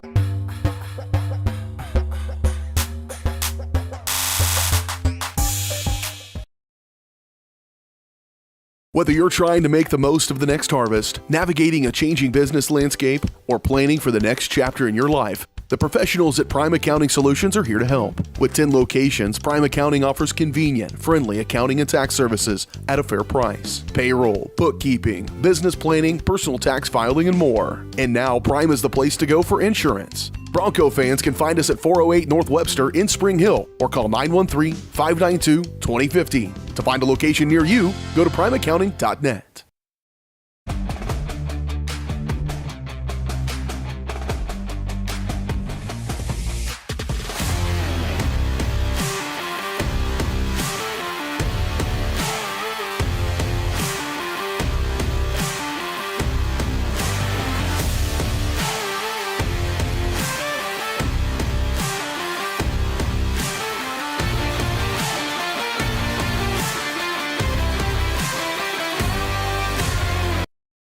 Hi, I'm Katie Casey, and I'm honored to be a third-generation realtor in our Crown Realty family. My dad and grandparents started Crown Realty in 1973, and since then we have grown to become one of the largest brokerages in the Midwest. We now have 8 office locations and over 150 agents covering about 20 counties across Kansas and Missouri. Reach out to us today to experience the Crown Realty difference, where we are committed to treating our agents like family and our clients like royalty.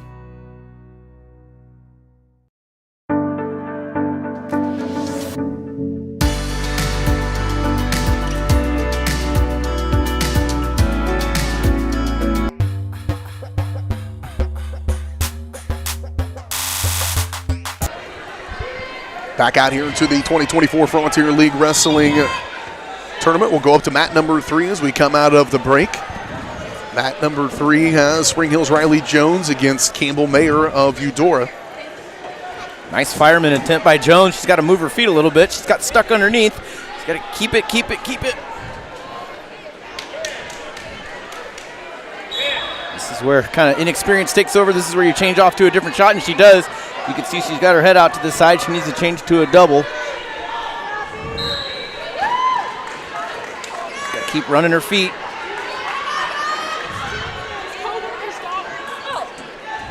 And all that flurry of action, we have no points.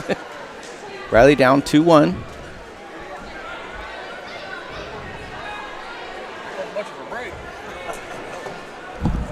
Fire. She could probably hit it again. Trying the snap down. She needs to spin around behind. Got to control the head. Crossface. Get an ankle. Push that head hard. Yes. Again, we're on mat number 3. Riley Jones against Campbell Mayer of Eudora. Jones of Spring Hill 1-2. 26 seconds to go first period. A lot of action. Only 3 points total. The way that girl's hanging her arm, that fireman's... That's there.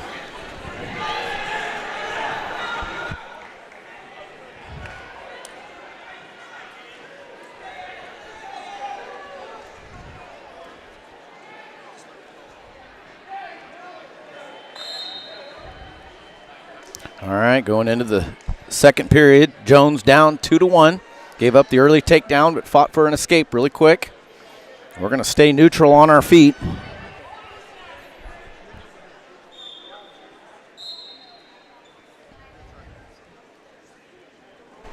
Snap down attempt by Mayer.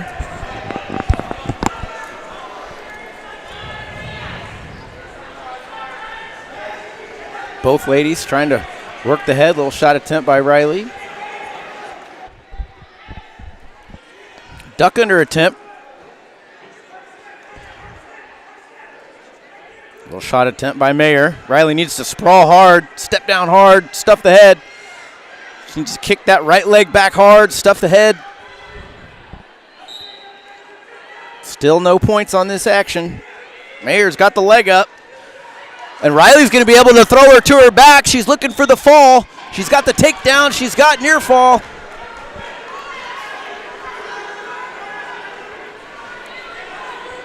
Riley kind of needs to reposition just a little bit. Holding her in place. 3-point near fall for Jones. 6-2 lead. She's trying to run her power half.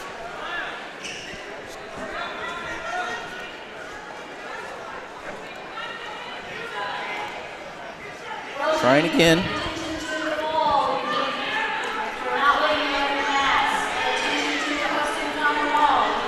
Again, Jones leading this one now 6-2. 28 seconds to go in the second period.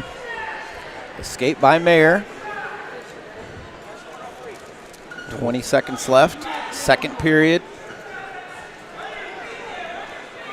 Mat number 1 is going to be Ashton McPhail against Paige Peterson. 2 Spring Hill wrestlers underway in the first period of this one. We're focused on mat number 3, Riley Jones. Now up 6-3 as she heads to the third period. That teammates battling as well on the mat number 1. We're going to stay on our feet for the third period. Shot by Mayer. Jones defends. Oh, she's got her leg up. Oh, she reached over. She needs to hit the whizzer.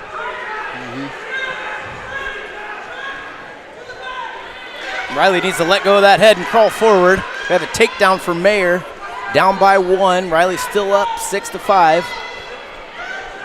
Riley's going to need to score to escape.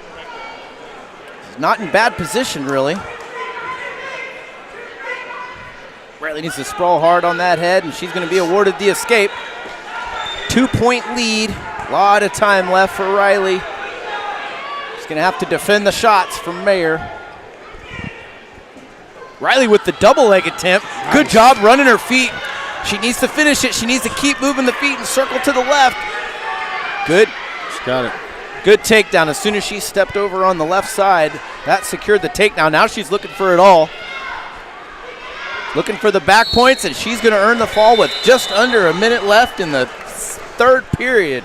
Nice call. Nice job. I could not have done that with my kid doing that. Well, I guess I've been coaching long enough. I watched the matches. I couldn't handle myself, and it was your kid doing it. I watched the matches up, and I break it all down in my head, and then as soon as I walk down, I'm like, okay, turn it off. Yep, turn it off. Give a hug. We'll go down to mat number 1. We've got a pair of Spring Hill Broncos wrestling against one another. Ashton McPhail of a freshman at 2-13 against Paige Peterson. Right now 5-2 with 2 minute 45 to go in the second period. McPhail's got a chicken wing in there. She's trying to get the wrist. Now she lost the wing. Trying to get, you want to be careful going to your hip and reaching back. He's open for the half, but McPhail missed it.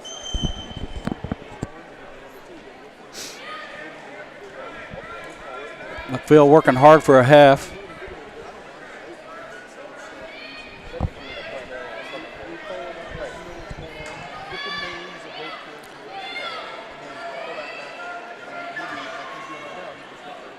Trying to get her opponent's hips down. Now looking for the far side cradle. Peterson having none of that and getting an escape. That makes it 6-2.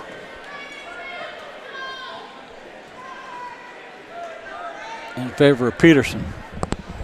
Both wrestlers on their feet, tied up in a headlock.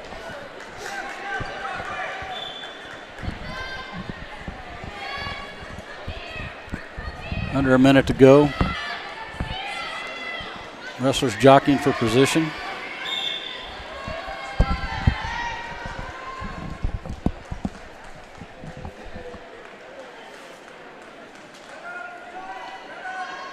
Go ahead.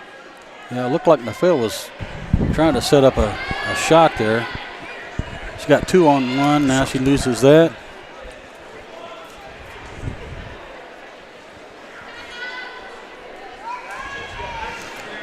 How about now? Looks like she's trying to set up. Mostly just your microphone and your headphones weren't up high enough.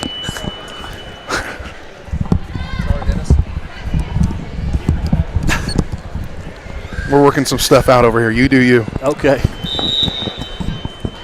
Spring Hill against Spring Hill here. Fell on the bottom. Peterson breaking her hips down. Reaching, see how she's reaching for that half. Phil doing a good job defending it, fighting the hands.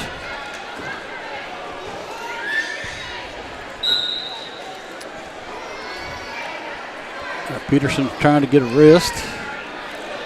McPhail's got to be careful. She's going to get called or warned for stalling here if she doesn't do some wrestling here. Peterson trying to force the half in.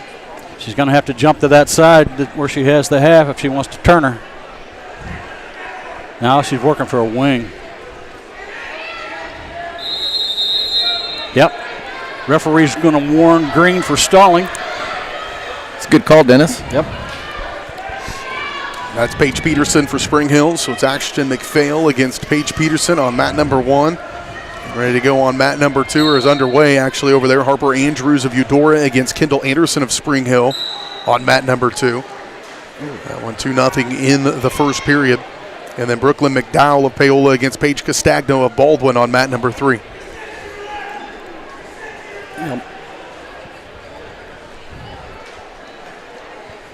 Yeah, McPhail was warned for stalling, so the next time it happens, this is going to be awarded a point. Correct. And I love that move. It was one of my best friend's move that he won a lot with. It's called a 3/4 Nelson. But if you don't get that shoulder in there, it's not going to work. when it works, it's wonderful. It's devastating. Right, the match is over, but it's hard to get. Yeah. Final 30 seconds on mat number 1 between McPhail and Peterson. Peterson trying to get some back points. Got to be careful about stalling again, but it's short time, so he's probably going to let it in. Kendall Anderson met a tough opponent in the Harper Andrews, Yep, 22-2. He called it. 1 point red for stalling. So that was a short-lived match on mat 2. Kendall Anderson falling to Andrews. Still got McPhail and Peterson down on mat number 1. Final 11 seconds of this one, 6-4. Peterson leading now. Set out there by McPhail. Didn't finish it. Short time. And Peterson's going to win that one. Yep. 6-4 over Ashton McPhail.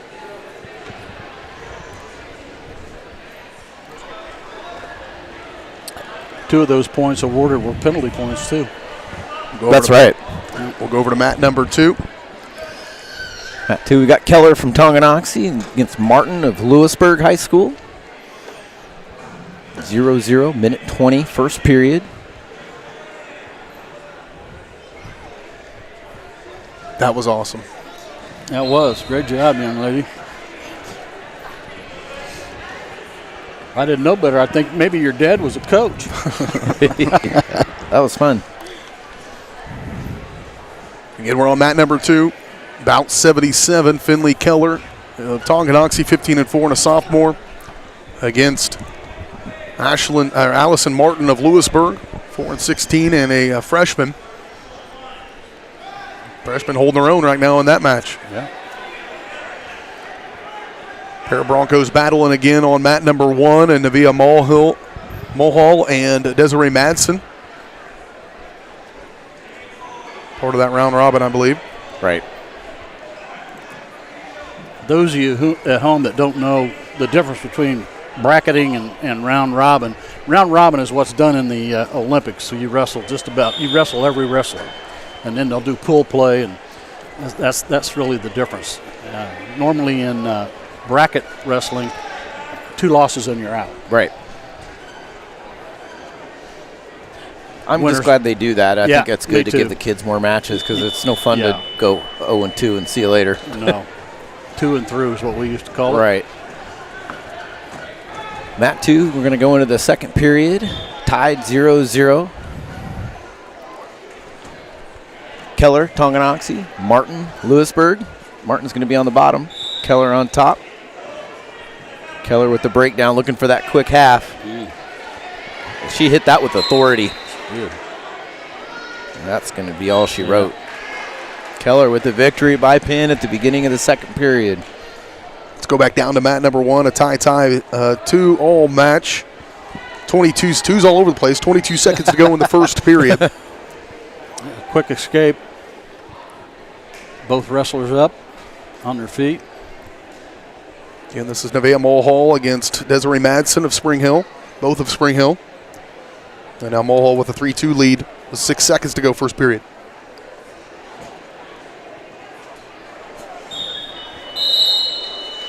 See who wins the toss here. Grant's choice. She picks neutral. Spring Hill's going to win. Yeah. I could have told you that before the match started.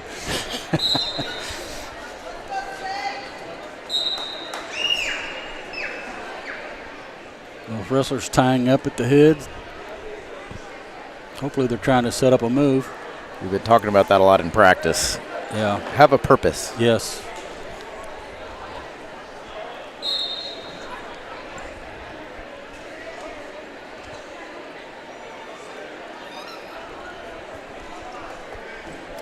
Boy, they really like that head and arm or headlock. You know, that's girls wrestling. That's a big move. It is. Washburn Rural, they're animals at it. Check in, and well, it didn't have to take long. Grace Hoppo has had about 4 seconds of mat time total in 2 matches. Well, she ought to be fresh. She'll be fresh. Right. She gets a quick pin over Layla Anthony. Which is really what you want to do in a tournament format, too. Save the energy. Right. 49 seconds to go in the second period between Mulhall and Madsen, and mat number 1, 3-2 is the score in that one. Yeah, just not a lot of action going on. Looks like she's trying to set up maybe a butcher. I don't know. She's lost it. Well, they really are wrestling the head.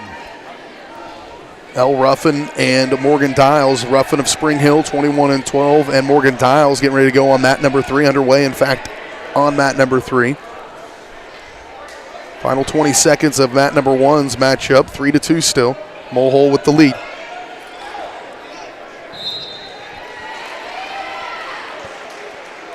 You know, it's kind of unusual to see, you know, in the lighter weight classes that they're doing all the tie-ups and whatnot. You usually see that more in the heavyweights.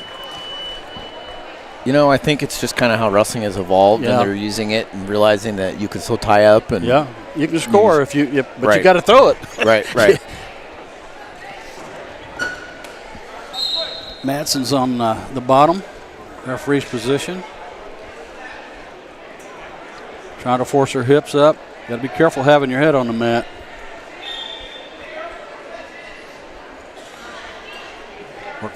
Looking at that far side cradle. Warning stalling on green.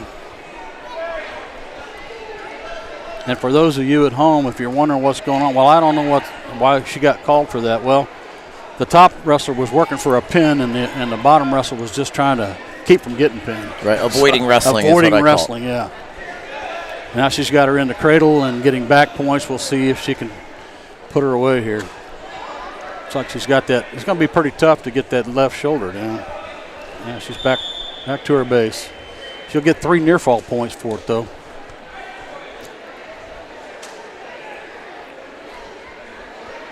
Madsen trying to get to her feet. Good follow. Match on mat 3 between Elle Ruffin and Morgan Dials goes to the second period scoreless.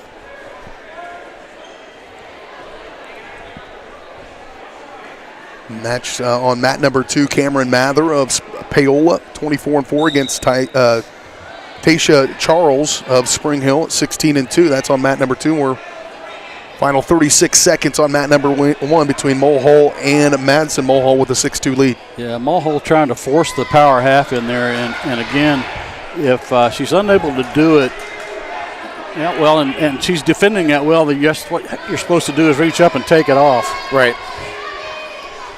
From that top position, I call it raking. If you pull it back, you block with your knee, kind of gets them out of position. Yep. Short time now. You're watching there, top of your screen there on the top right, a win by pin by Elle Ruffin. We'll close out that win over Morgan Dials. Madsen will get an escape right at the buzzer. Match is over, 6-3. Mulhall will win this one. We're going to scoot on over to mat 2. Taisha Charles from Spring Hill. Her opponent, Mather from Paola. Charles down 5-1.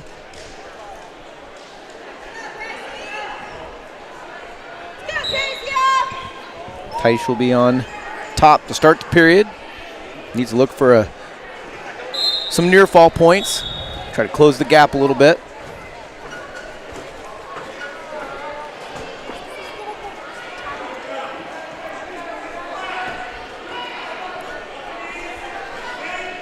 Good follow. Just getting underway on mat number 3, Gracie Hildebrand against Leola Esslinger. Esslinger with an early 2-0 lead. Charles with the cradle attempt just didn't work out. She's kind of got in bad position, and now she's in worse position. And she's going to give up the fall to Paola. Esslinger, 24-6, the freshman, on mat number 3 against Gracie Hildebrand. Up 2-1 right now, and that one is Esslinger.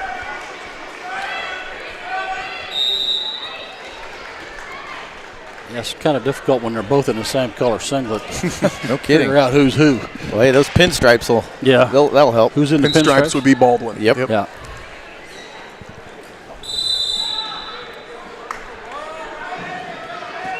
Looking for a single leg.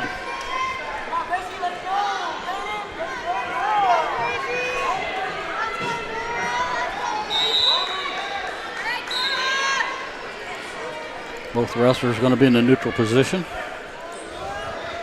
Back to the center. Lewisburg and Baldwin.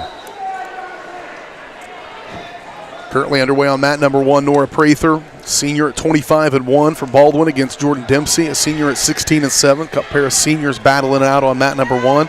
Mat 2 is Baldwin's Jaden Wharton against Kendall Smart. And mat 3, Gracie Hildebrand against Leolis Esslinger of Lewisburg. Hildebrand of Baldwin. Mat 4 is just 2 dudes hanging out. Yep. Snake right there to her back. Get out 90, lift the head. It's over. That's a big win. Again, Esslinger was coming into this one at 24-6. That is a big win. And Hildebrand's going to get that one. She came into this tournament at 12-15.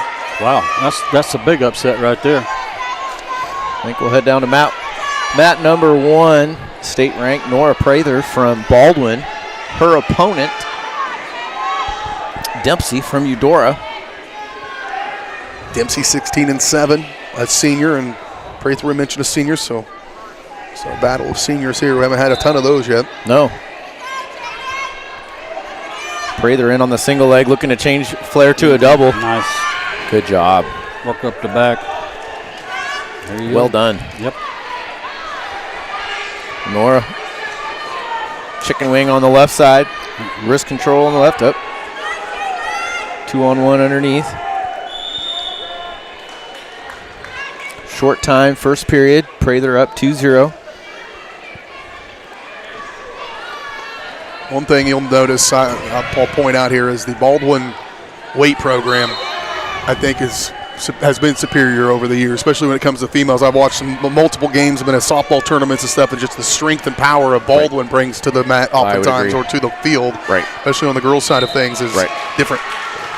It does make a difference.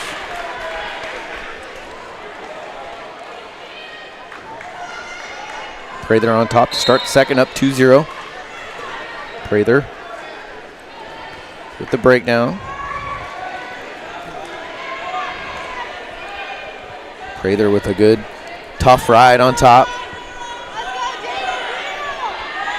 Prather looking for the half. She's got Dempsey to her back, looking for near fall and more. And Prather with the pin over Dempsey from Eudora, and she will advance.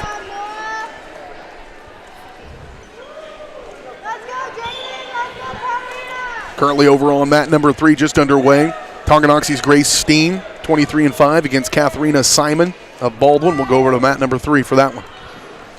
Yeah, Grace Steen again looking to go far in the state tournament this year. She's ranked 3rd, so let's hope so. Good one on mat number 2 as well between Baldwin's Jaden Wharton and Kendall Smart of Tonganoxie. 5-2 in the second period, waning final minute of the second period in that one.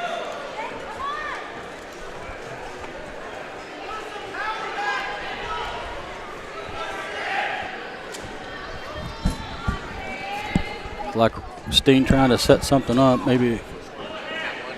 Let's see what she's going to do here. Oh, she shoots for the single leg. She's got it. Oh, well done. She set her hips through and took her right down. Now she's there's a power half, folks. That's a good shot of it, but she gave up on it. Currently on mat number 1, Spring Hill's Peyton Knipp, 21-13 freshman against Braylon Morris of Bonner Springs. Mat 2 still Jaden Wharton. That's final 13 seconds of the second period in that one. Grace Steen's got a chicken wing, trying to get wrist control on the far side. If she gets that, she's probably going to get some back points, or maybe in this match. She can't seem to get that wrist controlled.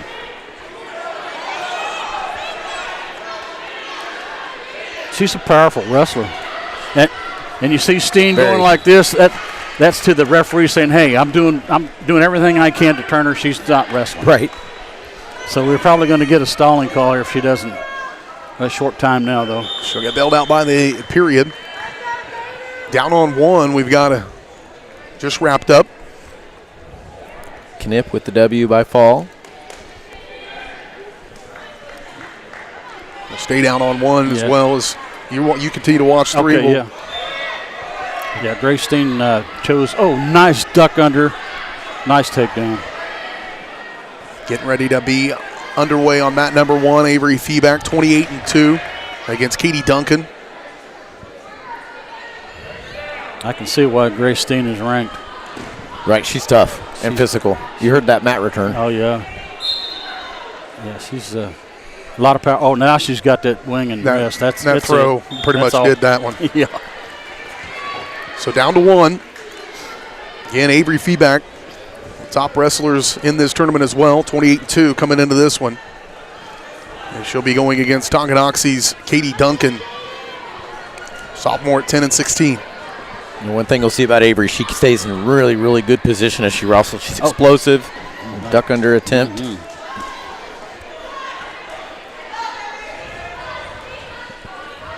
Feeback's got Duncan backing up on her heels.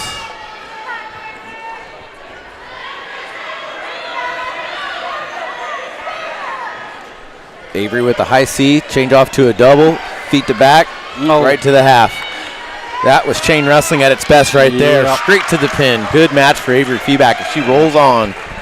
Talk about strength, too. That's just another arrow in her quiver. Right. Just power. Yeah, you can see the power. About to wrap up on the mat number 2.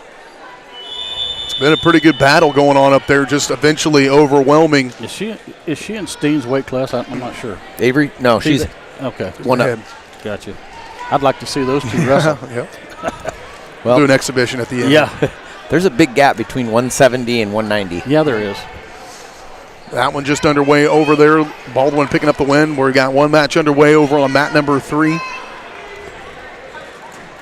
That is Kenna Leonard, 24-2 for Paola, the senior, against Finley Kellerman at 11-14, the sophomore. 2-0. Leonard in front in that one. Minute 28 to go, first period, so just underway.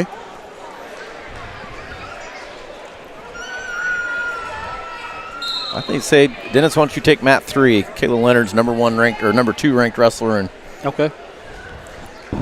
excuse me, number 1. I was right the first time. Oh wow! So this is a potential state champion that we're looking at here.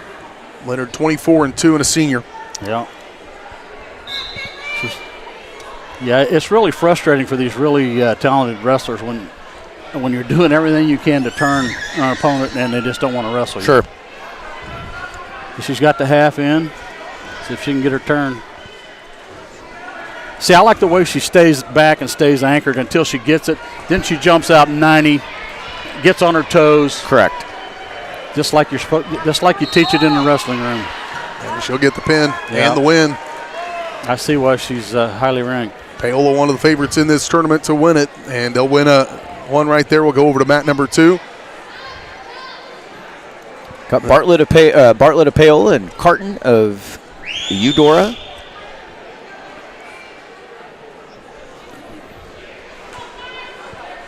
Scored 0-0.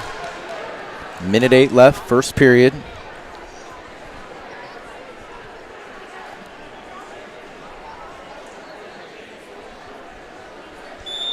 Both wrestlers kind of just fighting for position.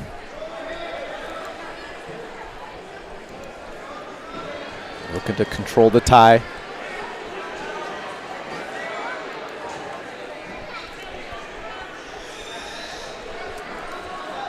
Tell Carton's she's thinking about popping up that far elbow, just didn't quite do it fast enough, and Bartlett's in on the leg. Not quite a takedown yet. Good flexibility by Carton. Yeah, kidding.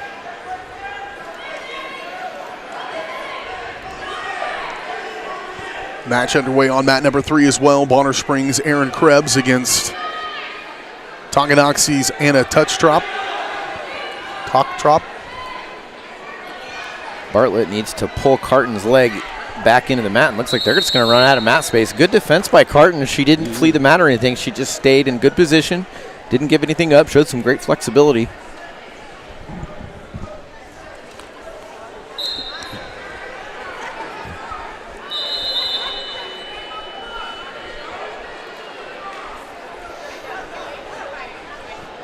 Good one going on mat number 2. 0-0 going into the second period.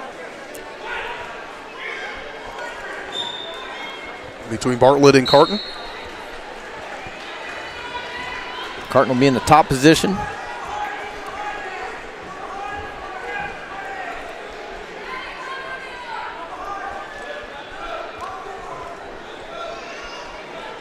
Bartlett's got hand control underneath, and she needs to turn to her right, circle. Tripod up to her feet. She needs to disengage for a point, and she does. 1-0 lead for Bartlett from Paola.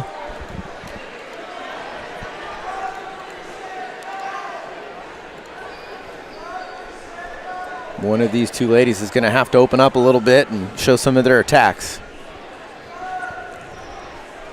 Duck under attempt. Nice to a double. That's a bad position to be in, but all is not lost. Carton again showing some good defense. We're going to restart back in the middle. Bartlett up 1-0. Just under a minute left, second period.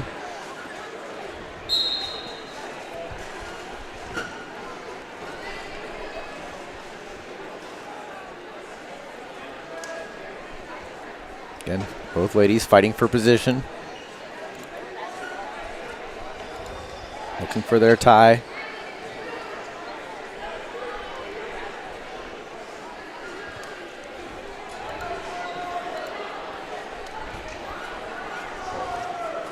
A little fake shot by Bartlett.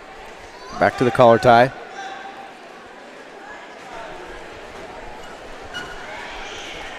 .20 seconds left. Second period. Pail up 1-0.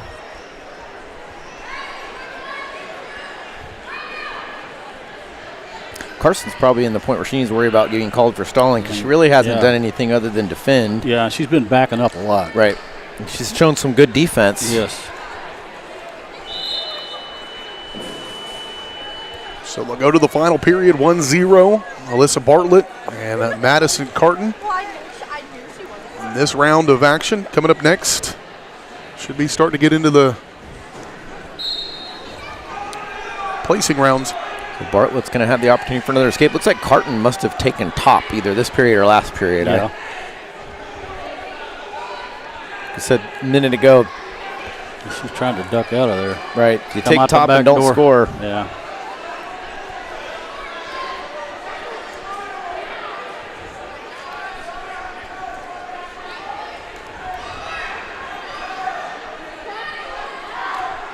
Bartlett, hand control, tripoding up, same thing, same way she scored last time. Keep moving her feet.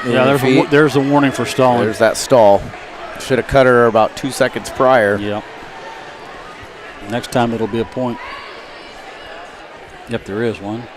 And Bartlett, 2-0 lead via 2 escapes. Bartlett really doesn't need to be overly aggressive in this situation. She's got about a minute. If the shot's there, take it, but you don't need to force anything. No, and your opponent's already been called warned for stalling. Right.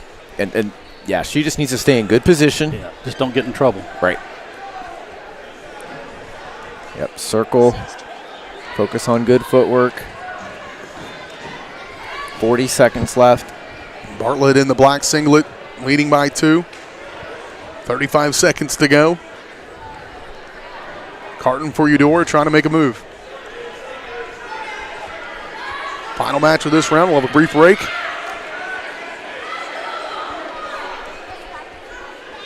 .20 seconds left. Bartlett up by 2. See if she can close it out. See if Carton's got some offense.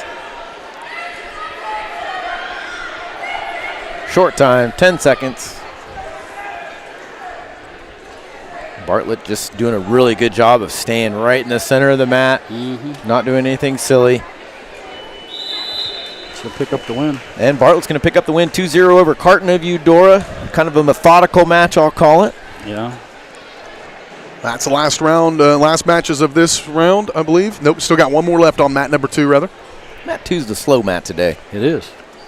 Those have gone. Those matches have seemed to go on the distance more often over there. Not as many falls. Those falls will move a tournament along. Right.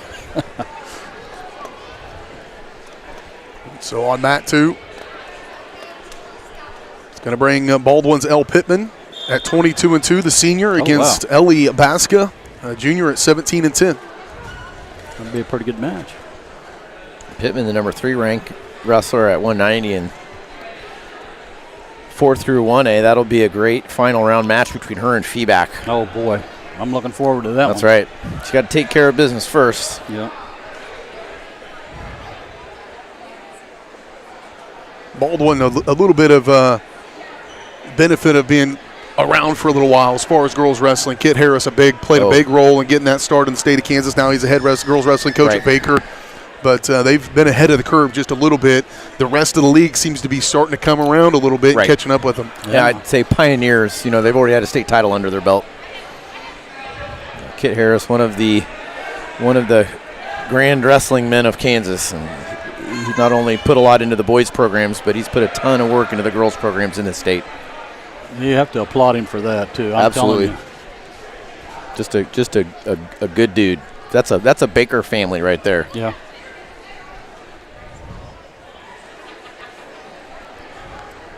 Nice resource too. You guys talked a little bit about in the pregame about having the college programs nearby, and so it is that added incentive that perhaps other kids may not have as readily accessible with Ottawa and Baker, and I'm sure a few other ones right around here. Well, just to make a point too, BJ, is if you have a high school program, you want to have a strong kids program. Sure. That's a feeder program into your high school. So now, with the college coaches around now, I'm sure he's scouting and trying to get. Big move there from Baska. She's in trouble. Holy cow! This would be a big upset, perhaps. 17-10, Baska Jr. Got her. There it is. Wow, that's a huge upset. Oh wow. Pala doesn't think so. They're excited about it, but that's what they expect down there. Yep. Pala, another strong program, boys and girls. Yeah. So that'll be our final match of this round. We'll take another quick break. We'll come back. More tournament action coming from the 2024 Frontier League Girls Wrestling Tournament here on Spring Hill Sports Live from Spring Hill High School.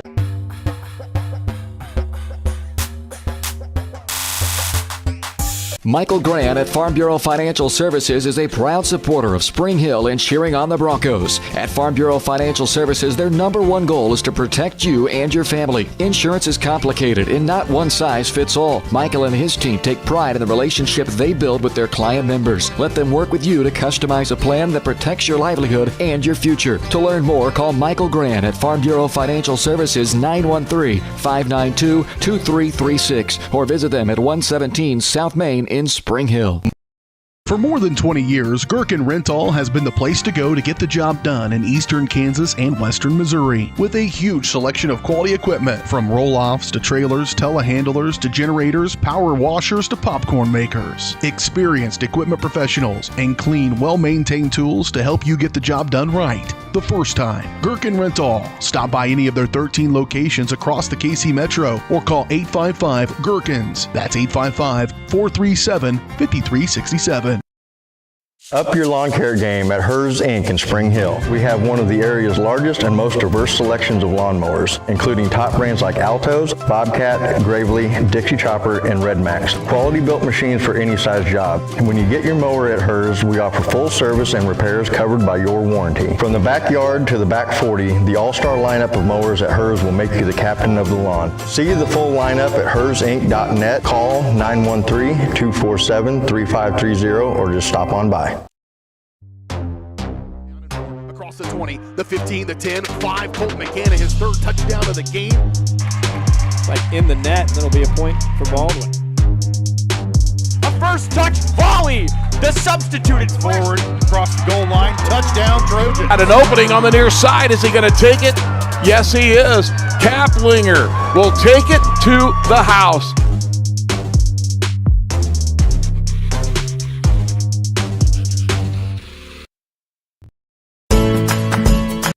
Are you looking for a trusted heating and air conditioning contractor? Look no further than Comfort Designs. Comfort Designs Heating and Air has 100% NATE certified technicians who are friendly, knowledgeable, and ready to help. They'll care for your home and complete the job with speed and precision. Locally owned and operated for more than 20 years, Comfort Designs Heating and Air Conditioning. See all they have to offer at comfortdesigns.net or schedule your appointment at 913-592-4453.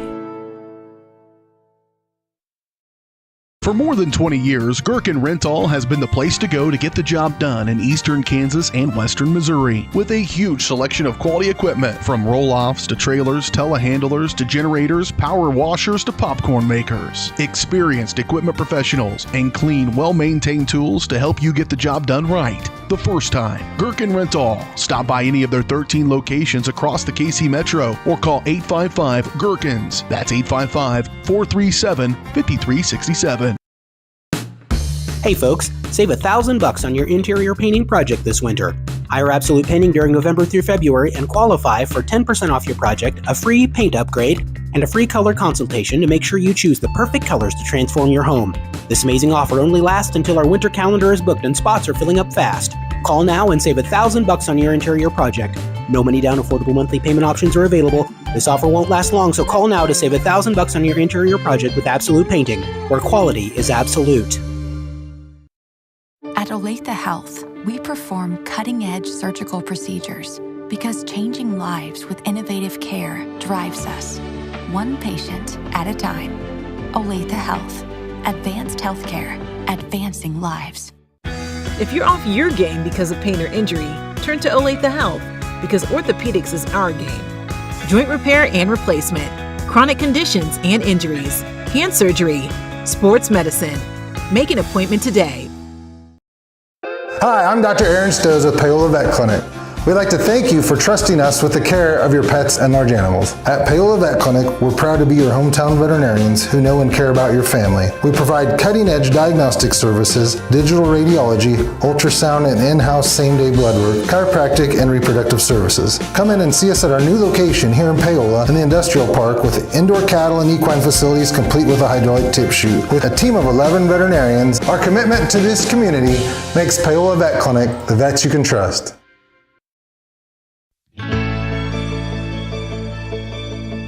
Everyone loves a special occasion to come together to celebrate. The Meadowlark is one of the premier wedding venues in the Kansas City area. But it's even more. Beyond nuptial and corporate events, the Meadowlark is now bringing live music to the area. Come enjoy a night of dinner, drinks, and entertainment without waiting for an invite. Follow Meadowlark Events-Live on Facebook for upcoming shows. Now you have even more reasons to celebrate at the Meadowlark.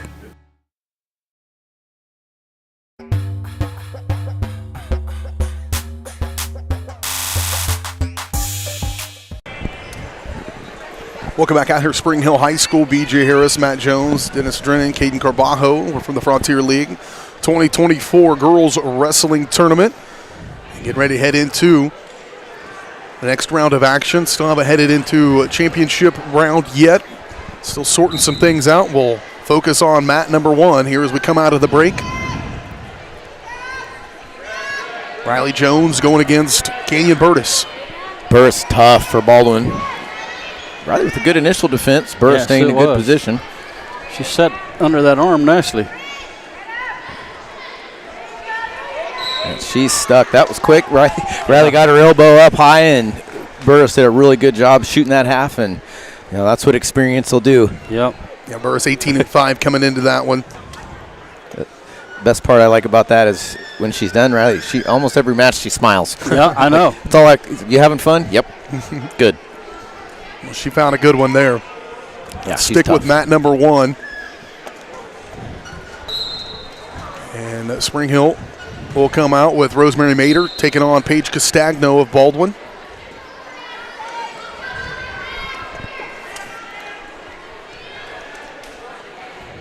Wrestlers tying up, looking to set something up.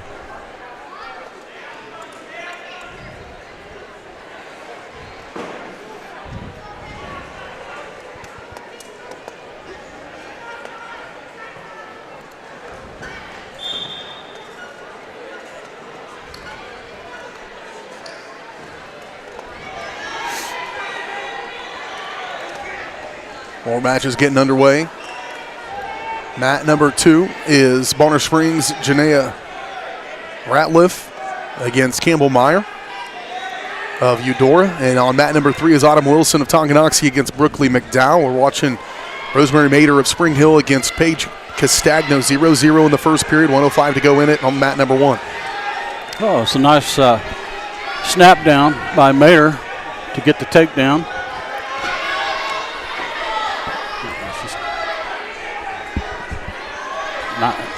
That's a nice way to stay behind the hips and counter that set out, but she locked her hands. That's going to cost her a point. She did that her last match, if I recall. Yeah, she did. Mm-hmm. Oh, man.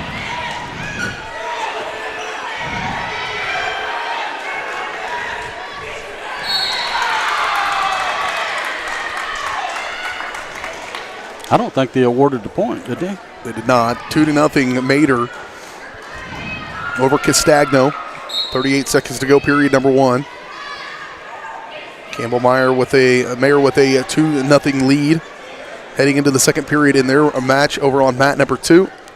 Autumn Wilson with a 2-0 lead in the first period on mat number 3 over Brooklyn McDowell. Mader's getting a little high, and yes. If she's not careful here, she could get herself in trouble.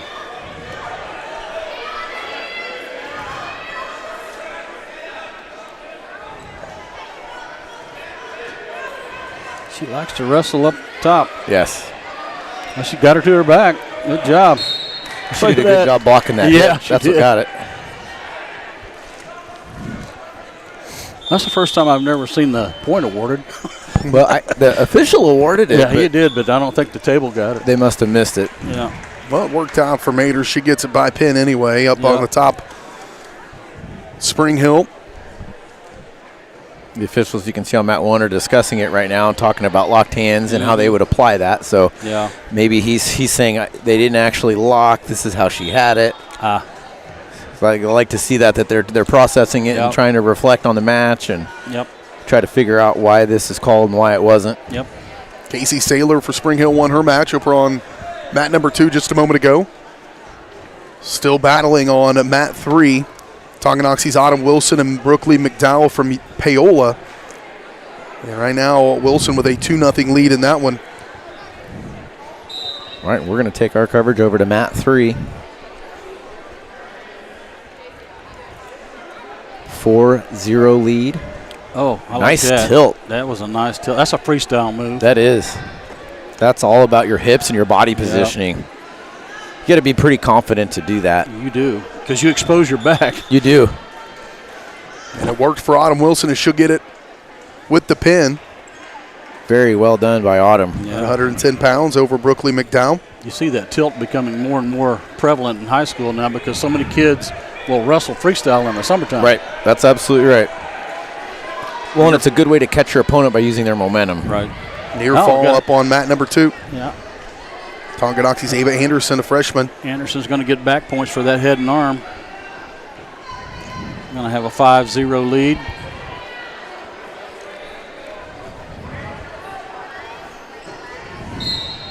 Staying anchored. Get the opponent's hips down. Looks like she's fighting for a wrist. Yep, she's got the wing.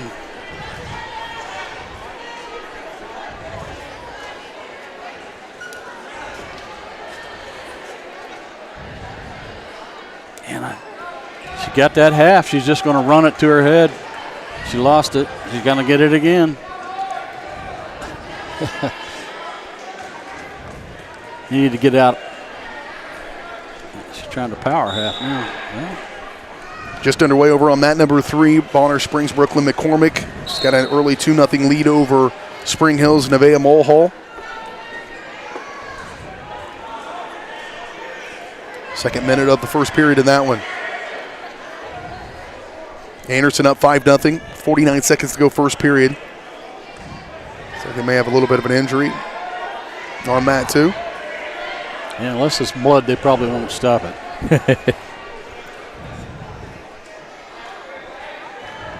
Yep, she does have a cut.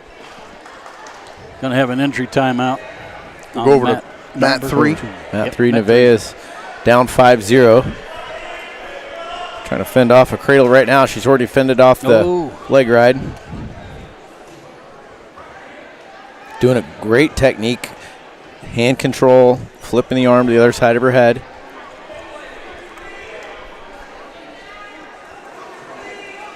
Nevaeh in the tripod. 20 seconds left to try to get some scoring off the bottom. Nice Turk. McCormick's tough on top. Oh, man. You don't see a whole lot of girls leg riding. Oppo went all the way 2 minutes into the match before falling to Allison Martin. Yeah. Or winning over Allison Martin, rather. Oppo. 29-6 now. If you add those 3 wins she's got in this tournament. Anderson continue to wait on her opponent to get cleaned up. We're over on mat number 3. Watching Mulhall. We're going to be on our feet. Wise decision. Nevaeh see if she can create some offense. Close the gap a little bit, down 7-0. Beginning of the second period, excuse me.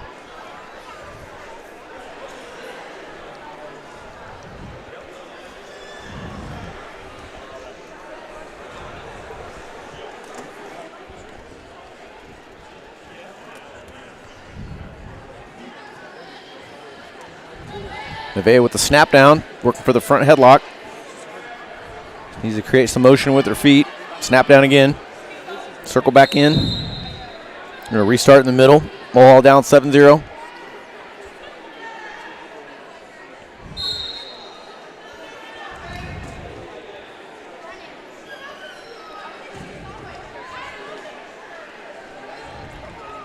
Second period. McCormick up 7-0 over Nevaeh Mulhall of Spring Hill. Nevaeh working the front headlock again, trying for her snap down. It's kind of been her go-to. Nevaeh's not in bad position. She needs to create some motion with her feet. Make McCormick pick which way she's going to go.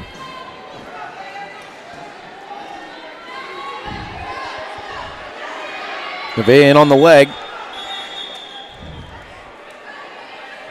Looking for that cradle from Spring Hill. Almost. She just kind of ran out of time, or ran out of space.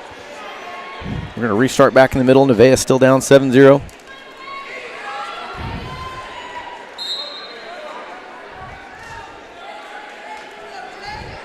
.32 seconds left, second period. McCormick, Bonner Springs up 7-0 over Nevaeh Mulhall, Spring Hill.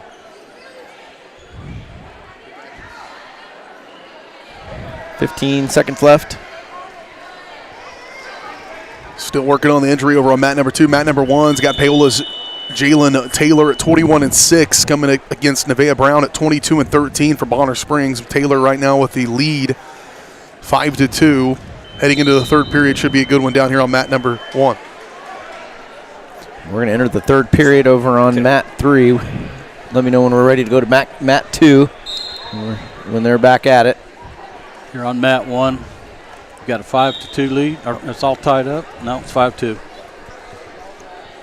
Heading into the second period on mat number 1, over on mat number 3. They're still cleaning up blood. Still Nevaeh Mulhall and Brooklyn McCormick, 7-0 in the third on that one. Both wrestlers in the neutral position. They spent most of the second period that way. Nevaeh with several opportunities, several front headlock chances, just couldn't quite turn the corner. Now she's in on a double leg against McCormick. McCormick with a great defense. She's going to spin around behind, but it's going to be out of bounds, and they're going to reset in the middle.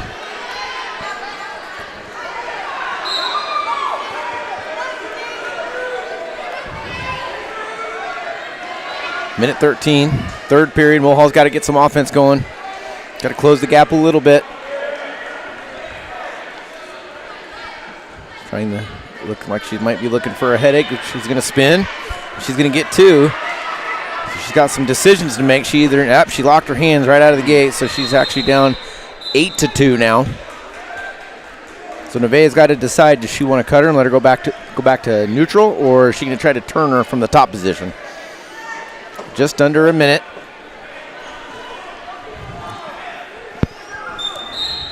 Nevaeh's going to try to be on top. See if she can turn, earn some near fall points. Bonner Springs wrestler just reaches around the head and just shows some brute strength. She's going to get the headlock. Nevaeh's in bad position. She's in trouble. And Nevaeh's going to give up the pin. 29 seconds left in the third period. Go down to mat number 1, Jalen Taylor, 21-6 against Nevaeh Brown of Bonner Springs, 22-13. Taylor of Paola, good one in the final 14 seconds of period number 2, and that one 5-2.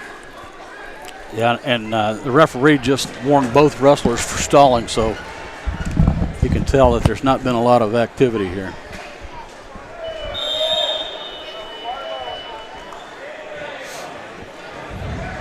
Two wrestlers with combined 40 wins, 43 wins coming into this one, so they know the tricks of the trade for sure.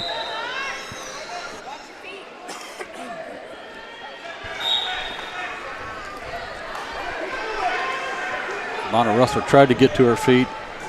Good counter by Paola. Fighting the hands.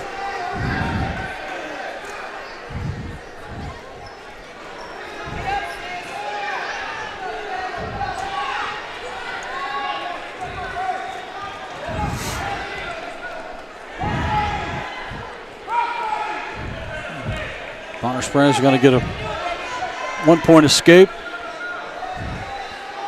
It's now 5-3. Pulls Nevaeh Brown to within 2 points. Yeah. Minute 18 and counting in the third period. Down 5-3. She needs to score points, so she needs to try and get her taken down.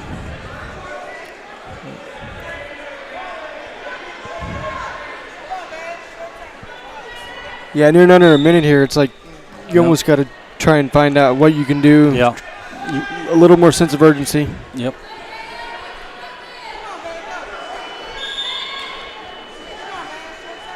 You'll see that a lot when you have two good wrestlers going against one another. One counters so well, and you know it really is. You'll see a lot of activity and not a lot of scoring. That's why the more higher level, the championship matches, semifinal matches are really low scoring. Yeah, typically they are.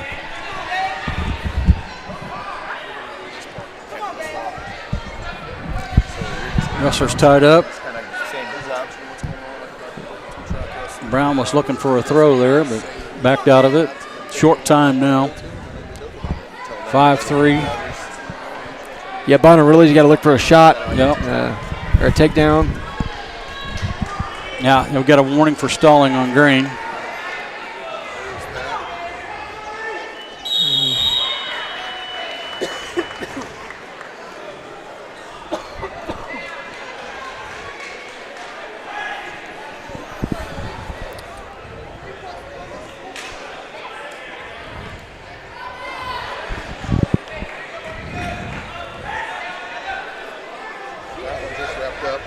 Just finished up. Paola winning net match against Bonner Springs. All right, we're going to move over to map 3. Caden, you're on the call. M. Alcott, Spring Hill, and Morgan Dials from Ottawa. Morgan Dials, a junior. Alcott, a senior.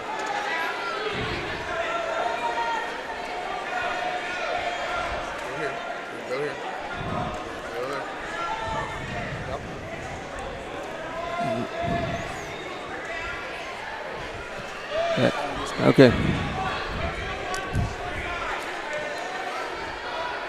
She's doing good. A pretty good job on top there, trying to ride her out. Closing seconds of the first period.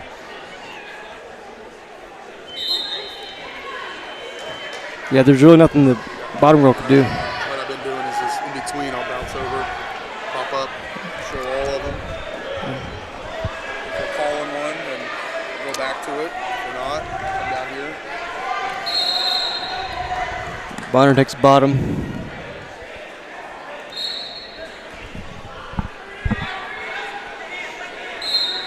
Caden, if you're Alcott, what do you need to do? Down a point. She's on the bottom right? She's down right now. Down, yeah. In points. I would try and build to your base and try and get an escape.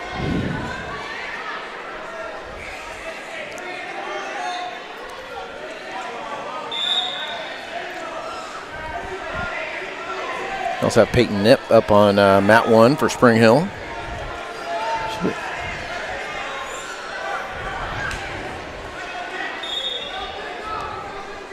Trying to get a holder there.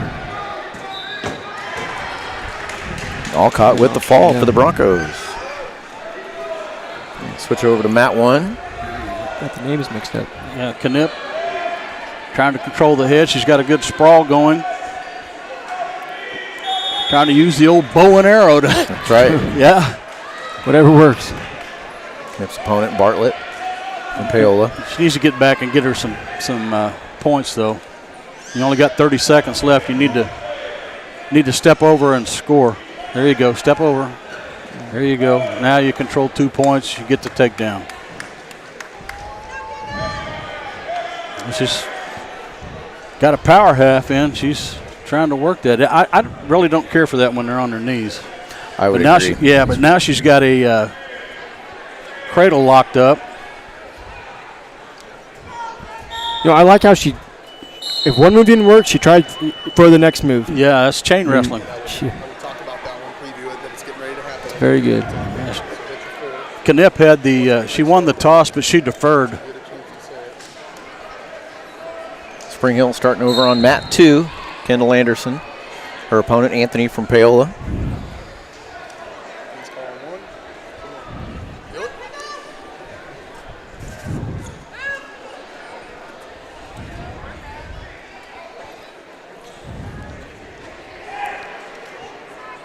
Knipp trying to set something up here. Cardiac Knipp. Yeah. Nice counter on the single. Good sprawl.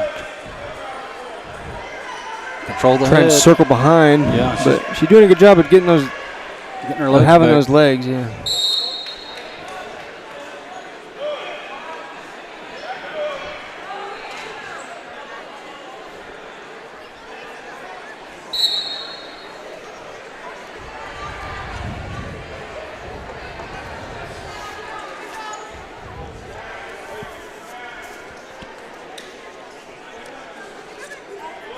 Like Knipp was trying to set up a snap. Yeah, and really fighting that head, trying to make her uncomfortable. And that's what you kind of got to do on neutral. Good hand fighting and 53 seconds to go in the period, though. Again, nice job countering a single leg. You need to get behind her, though, to get some points. There you go. There you go. Knipp gets the takedown.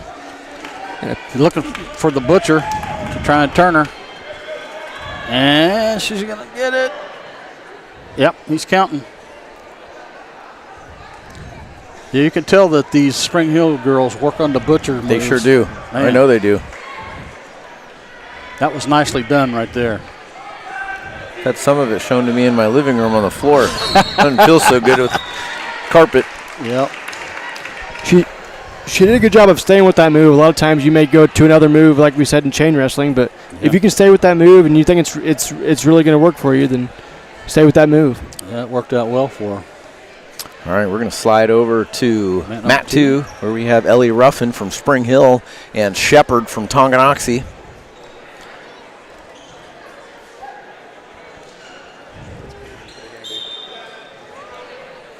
Oh, wow. Man. Power right to the back. Ruffin's physical. She's trying to kind of get back so she can get chest to chest. There we go. Okay.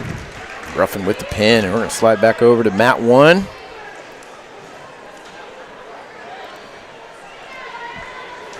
Morris from Bonner Springs. Well, she looks a lot like Steen. Well, Steen's out there. That's from Tonganoxie. Oh, I was going to say. That's who she's wrestling. I was going to say. Wow. This might be a pretty good match here. Right. Steen doing a nice job countering the single leg.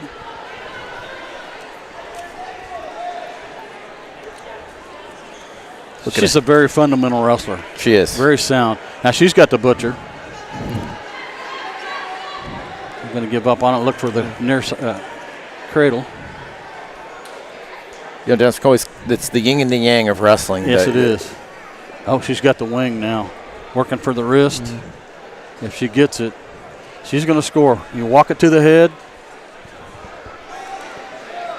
That is not fun. No, it's not. Oh, right there. Depends which position you're in. Yeah, right. And you notice right there, she tightened that up because she was on her hip. She was getting ready to sit through with it. Right. And you talk about something that hurts. It does. I've been there. Oh, my goodness. Right. All right, Steen with the victory for Tonganoxie, and it looks like we are going to have to move. I think they're going to have to wait because it's not been 30 minutes, so we're about ready for the next round to begin. So we're going to take you to a commercial break. You are watching the 2024 Girls Frontier League Wrestling Tournament. You are watching Spring Hill Sports Live.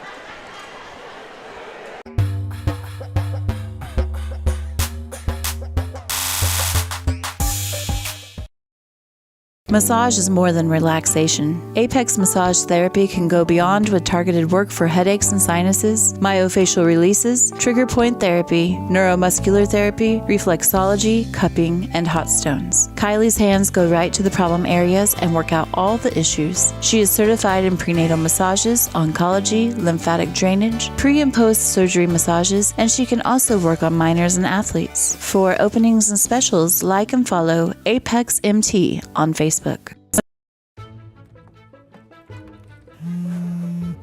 Oh, hi, honey. Hi, Grandma. I'm really sorry. I won't be able to make it today. I have way too much homework, and you don't have enough internet. Oh, honey, I gotta go. I gotta go. Oh, I need more internet in my house. Well, you could have just called, right? Oh. Call Go Brawley today.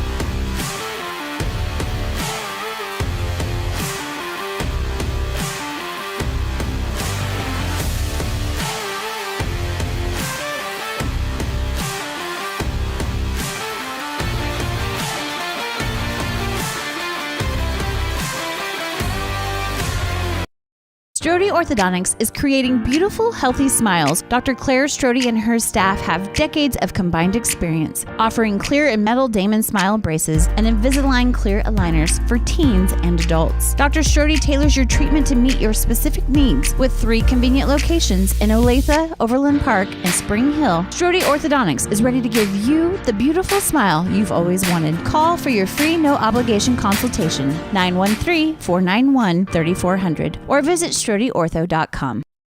Craving a quick pick-me-up, tasty lunch, or afternoon treat? Have you been to The Bean? The Bean Coffee and Cafe in downtown Spring Hill is that rare mix of hometown charm and uptown style. At The Bean, they brew the finest cup of coffee, tastiest teas, and most refreshing smoothies and frappes around. The Bean is proud to serve delicious, handmade pastries by Scratch KC, and they have the best breakfast, lunch, and convenient grab-and-go options in town. Have you been to The Bean? The Bean Coffee and Cafe, downtown Spring Hill.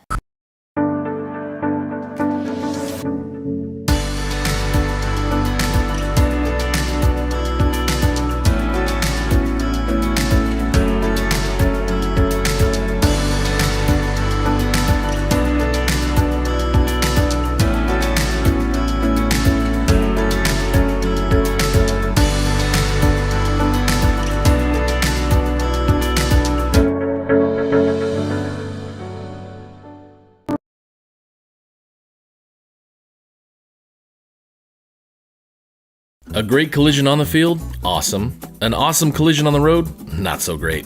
If that bad play does come your way, take your car to Shoemaker Collision and Paint Center. As Kansas City's premier auto collision repair center, they work on all makes and models, even RV, marine, aviation, motorcycles, and more. Shoemaker Collision offers free estimates and loaners, plus they will work with all insurance companies. Get your ride back in the game. Learn more at shoemakercollision.com or call 913-592-0095. Hey folks, save $1,000 on your interior painting project this winter. Hire Absolute Painting during November through February and qualify for 10% off your project, a free paint upgrade, and a free color consultation to make sure you choose the perfect colors to transform your home. This amazing offer only lasts until our winter calendar is booked and spots are filling up fast. Call now and save $1,000 on your interior project. No money down, affordable monthly payment options are available. This offer won't last long, so call now to save $1,000 on your interior project with Absolute Painting, where quality is absolute. Hi, I'm Katie Casey, and I'm honored to be a third-generation realtor in our Crown Realty family. My dad and grandparents started Crown Realty in 1973, and since then we have grown to become one of the largest brokerages in the Midwest. We now have 8 office locations and over 150 agents covering about 20 counties across Kansas and Missouri. Reach out to us today to experience the Crown Realty difference, where we are committed to treating our agents like family and our clients like royalty.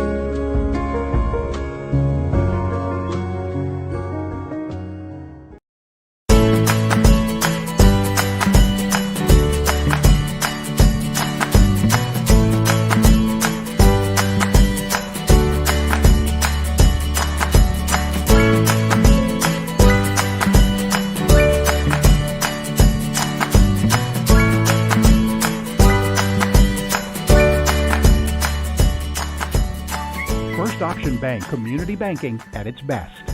Member FDIC, equal housing lender.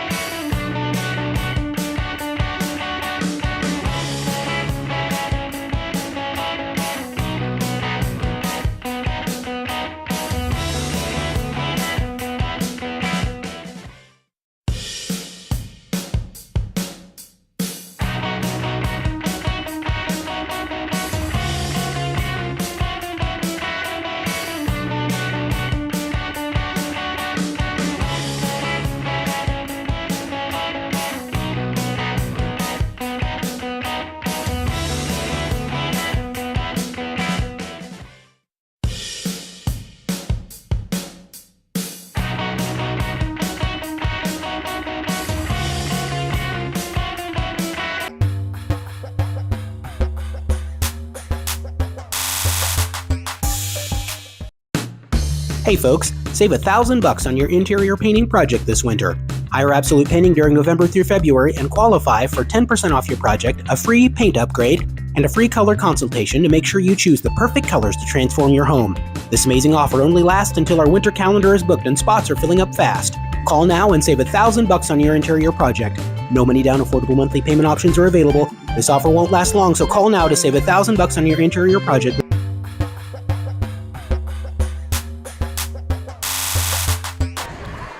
And welcome back to the 2024 Girls Varsity Frontier League Tournament. We are underway in the final round. Some of these are pools that are finishing up. Others will be the championship 3rd and 5th place matches on 4. So we are going to bring you coverage till the very end. We are going to start on mat 2 because I get to pick. Yeah. So pretty easy one. Right now we got Spring Hill wrestlers on 3 of the 4 mats. It's like Baldwin just clinched the victory over on mat 1. Mat 2, Riley's waiting for her opponent from Tonganoxie. There she comes. We're gonna go over to mat 2. Winner gets 2nd, loser gets 3rd. Both wrestlers have lost to the Baldwin 105-pounder. So Riley Jones, Spring Hill, Troyer, Tonganoxie. And we are underway at 105 pounds. Riley with the shot. Went in with her elbows a little bit too wide. She needs to kind of think about shooting that again. Tried to set up that fireman's. She did. She just kind of lucky she didn't give up a takedown. She tried to dump again. She needs to stick in there. She can't let go of that arm. You know, if she's really that proficient at the fireman's, you need to teach her the Kelly. Well, we haven't quite given her the 2 yet. Okay. No, the other girl. Oh, no. Oh, nice job. Jones is going to pop out on top for the first takedown. It's kind of a little weird scramble there. Looks like the Tonganoxie girl probably should have been awarded 2, but Riley has good balance, though. It's low center of gravity. comes by that, honestly. Yeah. Needs to get back behind the shoulders. She would have a driving face. Just try to sink in that half. Oop, a little too high. Yeah. Get something anchored back there if you're going to get out there. Right. She's trying for that ankle. Yeah, she's got the near side ankle. Power half. Get her hips down, though. Yep, she needs to get her half on the other side. Yeah. Can give up the escape.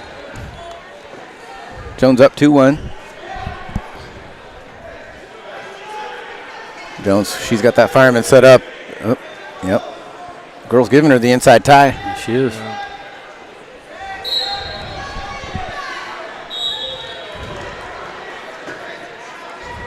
Oh, nice duck under. Nice duck. Look for that mat return. Stay out of the headlock. She just needed to get her head behind that arm a little bit more. She did. Oh, nice fireman's. Use it. Use it. Needs to move her feet. Get with it. Still has a chance. Finish Short time. Come out and get you 2. Yeah, there you go. Good job, And that's Riley. 2 points for Riley. Close out the period. Kate and I always talk about scoring clutch takedowns with short time, and that extra 2 points will prove huge moving into the second period. Jones up 4-1. Tonganoxie's going to defer. He's going to pick down. Riley's going to pick down. Got to be careful with the long leg opponents. Yeah, that's true. Riley's done a pretty decent job this season of getting escapes, even against some of the good wrestlers. She's done an okay job with it. Just a lot of being on the bottom is fight. Yep. Toughness. The one thing about being on the bottom is finding what you want to start out with doing. Right. You don't want to start with a stand-up and then go to something else. If you do a stand-up, then you do a stand-up. Right. She needs to pop that head out. Nice job. Nice. Ooh. Oh, careful. They're going to kind of weeble-wobble their way out of bounds. They're going to restart. Kind of go over on her hip a little bit there. Right. You can tell the inexperience. You know, something's there, and then just stand up, attempt again. Nice job. Fight the hands. Hits back. Mat return again. Right, needs to get up off that. Stay careful not to get on those hips.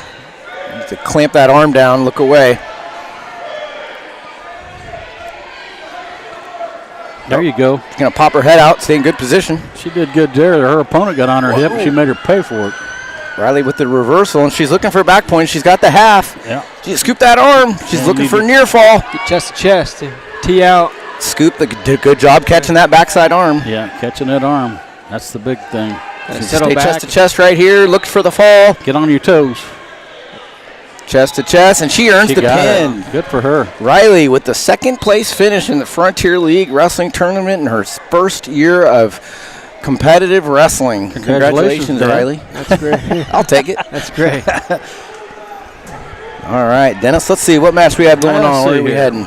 We have Tongi here, and we got Spring Hill going over there. Okay. I'm not sure which one you want to do. Well, let's see. We got one just started.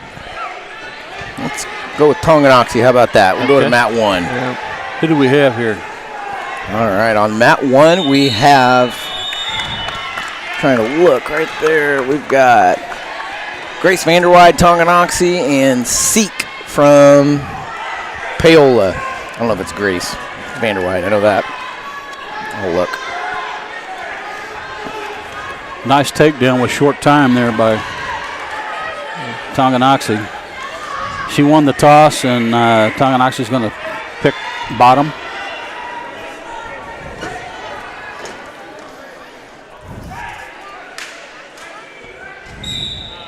Oh, nice job getting to her feet, fighting the hands. Paola wrestlers out shooting the half, but you got to wing that off, take it off. Yep, Bree Seeks, sophomore, 10-12 record from Paola, and Vanderweide, a junior from Tongi, 12-13. This is our third place match. Yeah, you got to take that hand off. She's too high. You need to just face up with her. There you go.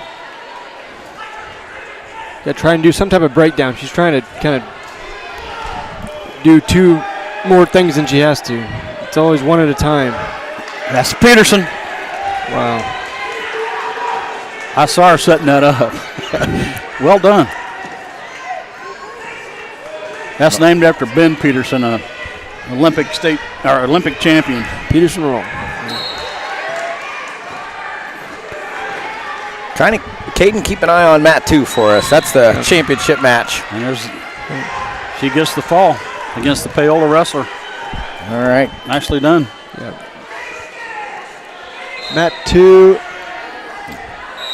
All right, we have mat 2 over there. The Tonganoxie and Eudora. Tonganoxie and Eudora. Okay. Stella Bradley from Tongi and Music from Eudora. Okay. Tied up 4-4. Short time in the first period. Music's putting a lot of pressure on Eudora. Bradley. Yeah. Yep, rank number 6. Bradley. Bradley needs to get to her base. That's what she's doing now. Here she comes up. Oh, short time though.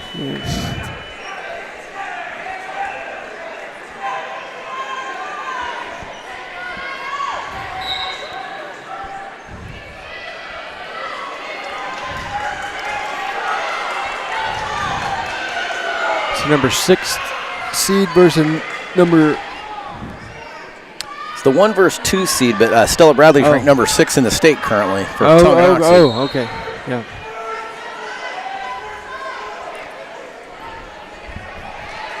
Looks like the coaches are discussing something at the table right now. Probably working on the score. Is it 9-2? It is. Music's had some. It's putting Bradley in a tough spot. Yeah. Yes, I assume we'll come back on this. I don't. Are Tongi and Eudora in the same regional, Dennis? I think so. Yeah. Spring Hill just finished up here.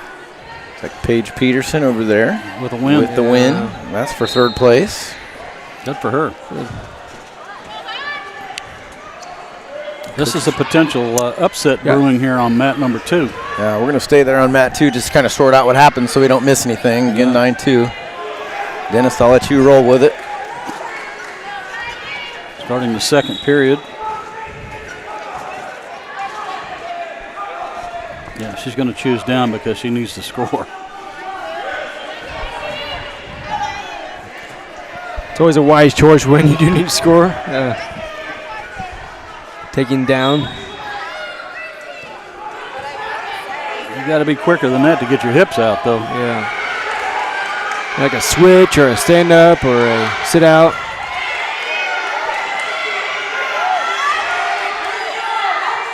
Oh, man. Whoa. She's throwing in the legs there. She got to be careful, though, because she can get herself pinned. Whoop. Yeah, see what I mean? Good hips by Bradley. Yeah, it was.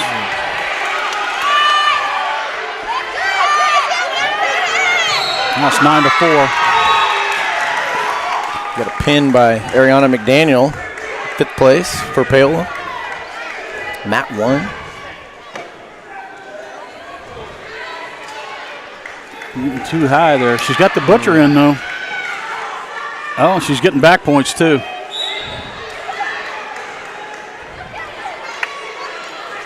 Trying to come back. Boy, I tell you what, they're just rolling all over. That's crazy. Caden, keep an eye on Mat 4 over there. Keep an eye on Gracie Oppo. She's down 2-0. Yeah, I was looking at this match earlier. It seemed like a pretty good match. 2-0 in the nearing the end of the second period. Bradley's come back and tied it up at 9.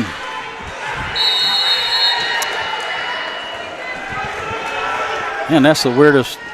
No kidding. I thought Stella was going to be on her back, and yeah, she came right through with it. Now she's scoring back points again. And she got her pin. See, that's an example that we've been talking about earlier. She's down 9-2, right, and comes back and ties it up and then gets the pinfall. And that's your Frontier League champion. And we're going to scroll down to awesome. Mat 4. We got round 5. This is essentially the championship match for this weight class.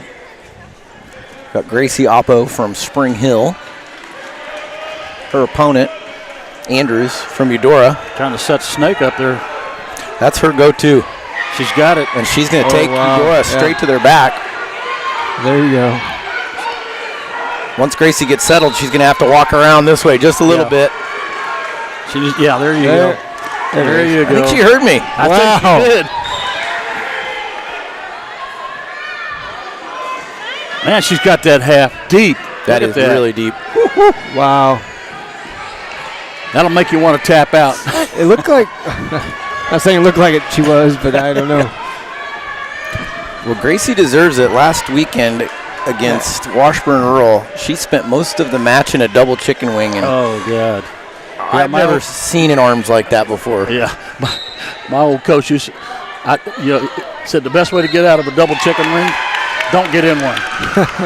And your Frontier League champion, Gracie Oppo, Spring Hill. Nice job, Gracie. Give you full coverage, all 4 mats. What you going to, Dennis? Mat 3? Yeah, we got Mat 3. We've got Spring Hill and Paola. Looks like we got Ellie Ruffin and Taylor, Ruffin from Spring Hill and Taylor from Paola.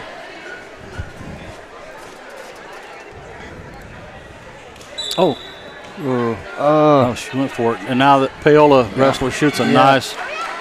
That's a very good example of an advanced wrestler. You shoot, and then they shoot right back on you. You got to. Yeah. Well, Taylor, senior, 22-6. Ruffin, junior, 23-12.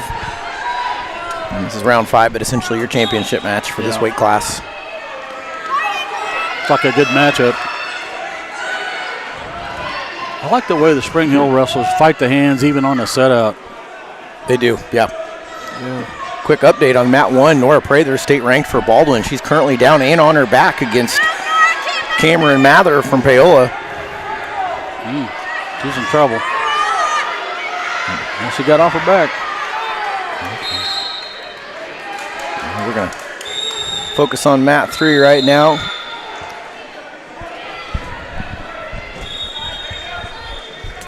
Red's choice.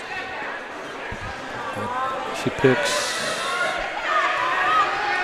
Looks like she's going to pick the bottom position.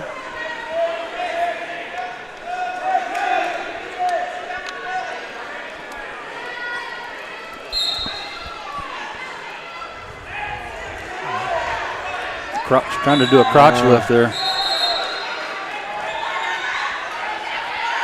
See if she can drive up. Yeah, she needs to work up the back. Oh, he'd already blown the whistle when they were out of bounds. So many whistles going on, you know. He had to be a little more assertive with that. Yeah.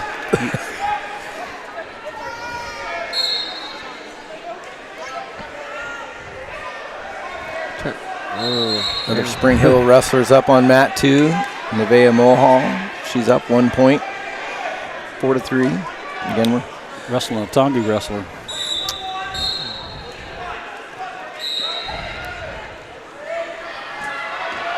She got her hands locked. It's going to cost her a point.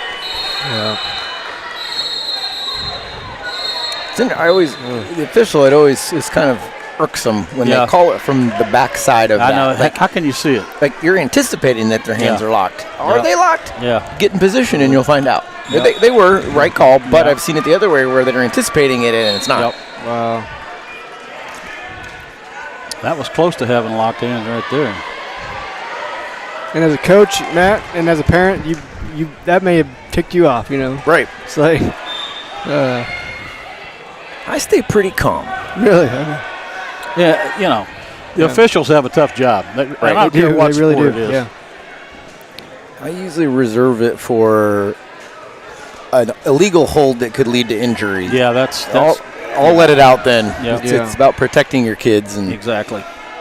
You want that point, but safety is always the number one. Right. You never want to see somebody get hurt. Right. That's if they miss an illegal hold that leads to an injury, you're going to hear it.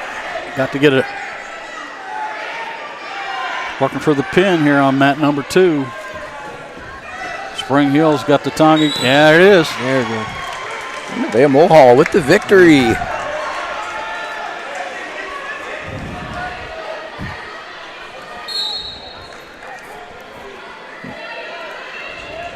See all 4 mats that are going on right now. And again, Nora Prather from Baldwin, one of their better wrestlers, down 7-0. Wow. Well, she gave up that 5-point move. That didn't help. No. Well, and also, she's number 1. She's got her on her back now, though. Mather's only got 4 losses on the season, so she's a tough wrestler.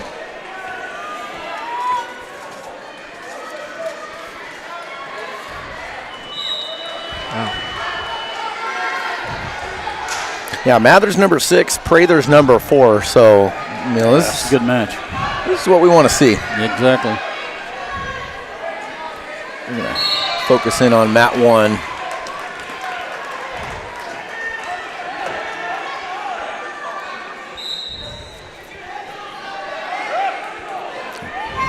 And this is our pseudo championship match, even though they're in a round robin. The winner will be crowned champion, though. Right, right.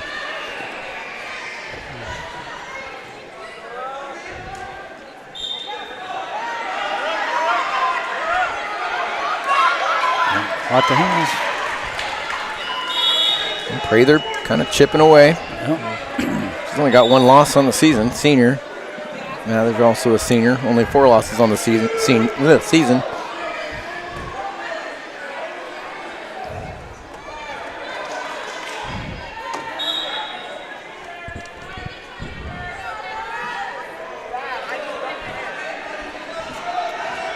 Oh, nice shot. Good counter, though. Wow.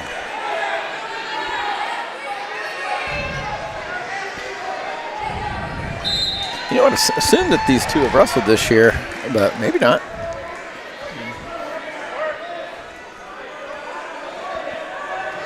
Nice switch. Yeah. Textbook. It is good. Yep. Waited for the pressure to be just right.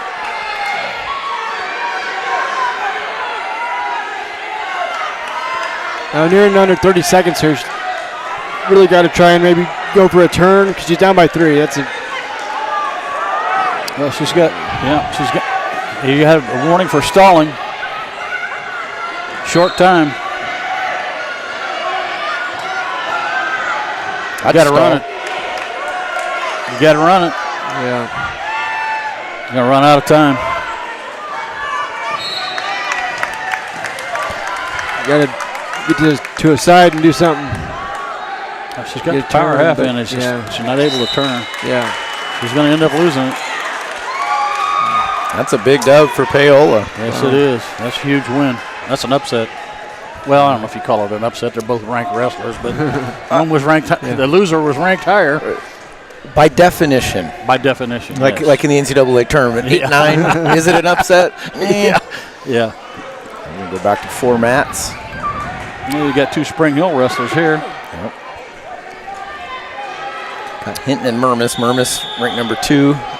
Big class. Focus in on Campbell.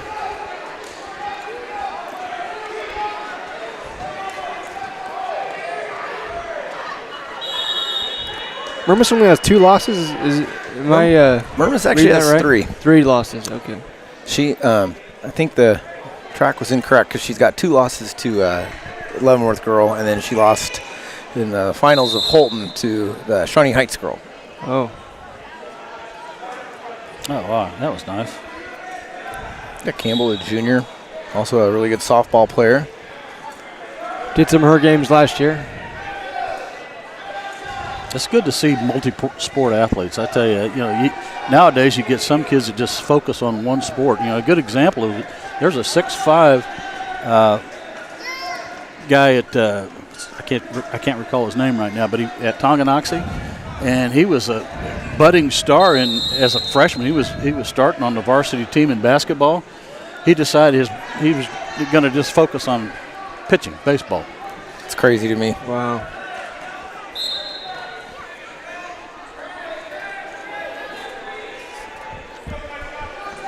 Marmus really trying to end this, I think.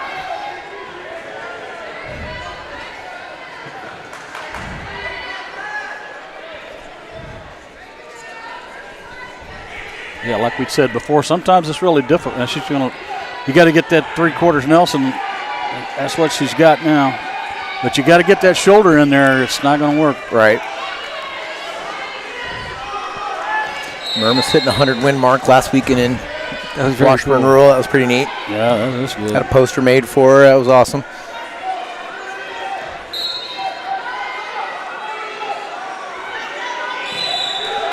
On mat 3, Taisha Charles with the victory over Eudora. There hadn't been very many times where there hadn't been a Bronco going. Right. Yeah, there's a lot of them. That says a lot about the coaching staff that has a good, solid girls program. It's not just 5 or 10 girls. They've had 25 or 30. Yeah. I think Bonner Springs told me they only brought 8 girls. Wow. It's hard to win a team competition when you're that light. Right. Yeah. Tonganoxie. That's Steen getting ready to. Oh, it's over. Yeah. If you blink, 5-0. Right. Steen with the victory over Bartlett at Paola. Yep. We're back up over here. Another Spring Hill. We have Carton for East Eudora. Knipp, Spring Hill. Mat 4. Murmis with the victory, and she's your Frontier League champion 2024. Well, Coach Wifter's got to take a picture of both girls. They're holding up 1 and 2. Gotta love it. That's funny. Love it.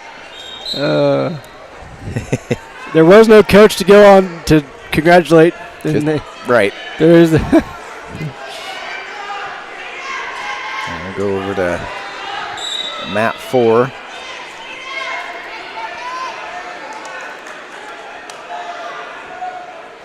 For Peyton Knipp, freshman, 23 and 13.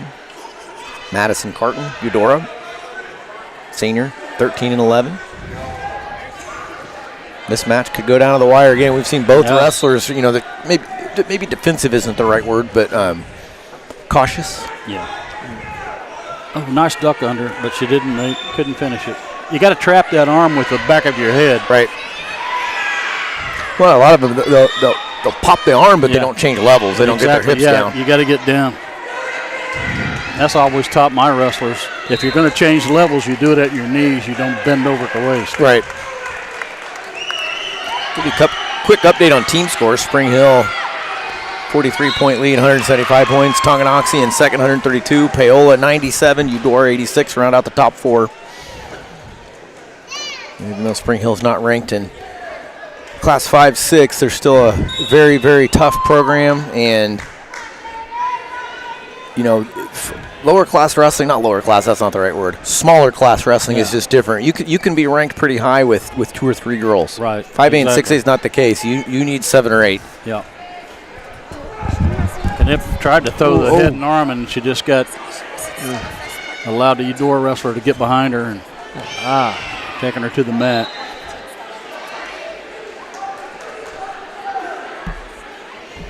Knipp trying to step over.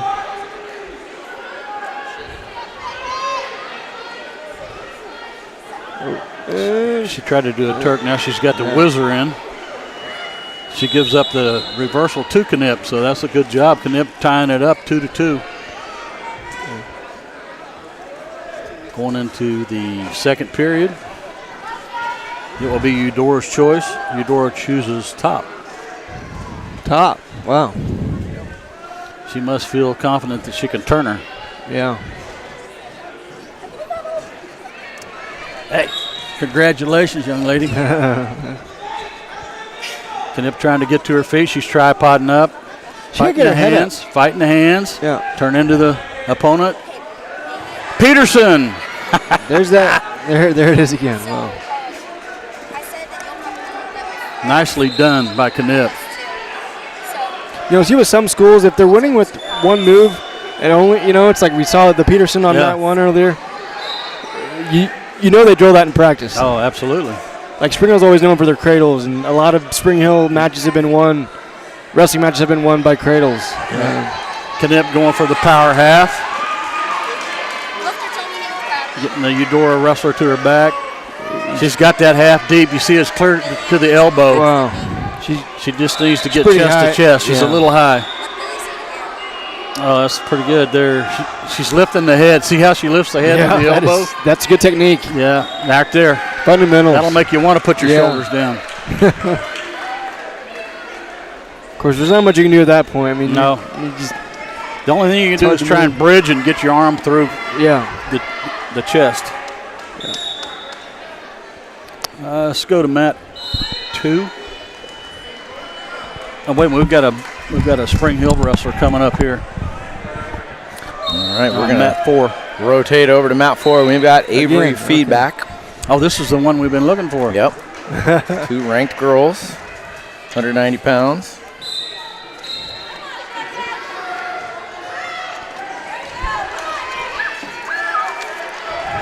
Feedback, Spring Hill. Pittman, Baldwin. Pittman, senior, 22-3. Feedback, senior, 22-9 or 29-2. Oh wow! Battle of the Titans right here. That's right. They won't see each other anymore after this, but they're both going to be making some noise in their respective state tournaments. Yeah, this is a good tune-up for them too. Right. That's the reason for a league tournament. I've always seen it really doesn't matter. Yeah. Like ultimately, in the grand scheme of this tournament, is important for seeing. Okay, I got 2 weeks. 3 weeks. This is what I need to get going. Yep. Especially if you're not going to see that wrestler at the next level. Right. Just throw it all out there. See what happens. So I've been working on this and it worked. Maybe I should keep rolling with that or whatever. Yeah, you're already ranked. You got nothing to lose. Feedback trying to set something up.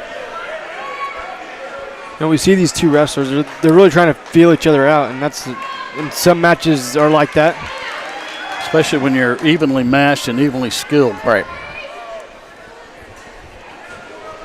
And that's why you know each other's tendencies as well. You know how to counter their moves. Oh, nice. Went in for the single leg, but couldn't finish. Tried to pop up there. He did. Good defense by Pittman. It was. Clearing that leg.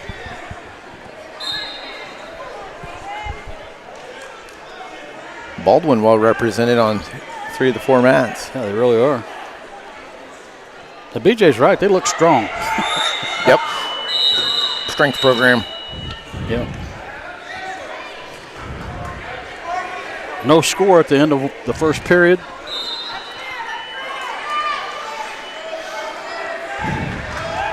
Coach Feedback over there shuffling his feet around a little bit. Anxiously watching his girl. Yeah, Baldwin deferred and Feedback chose bottom.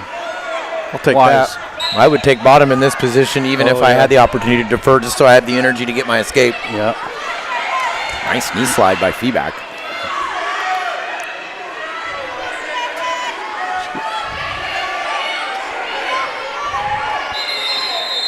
Stand behind the shoulders, though, man. Oh, she's got that. Ooh. Feedback is trying to fight that chicken wing, but she's a little bit of danger right here, but came out of it. Avery did a pretty good job saying, okay, and she got the reversal.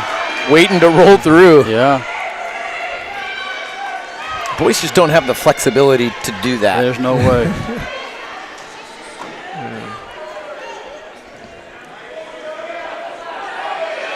She had that wing in deep, too. It's real deep. Well, Avery was all, I mean, she was close to back exposure. Yep.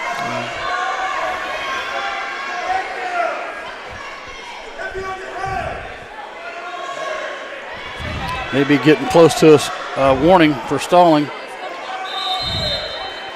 Try and maybe suck her back in. Cutting close to that edge if you want to continue on with how they're going now, but this is kind of free time for feedback right here. She's just grinding on top and sapping that didn't do anything. Yeah, sapping that energy too. Right. For that next period.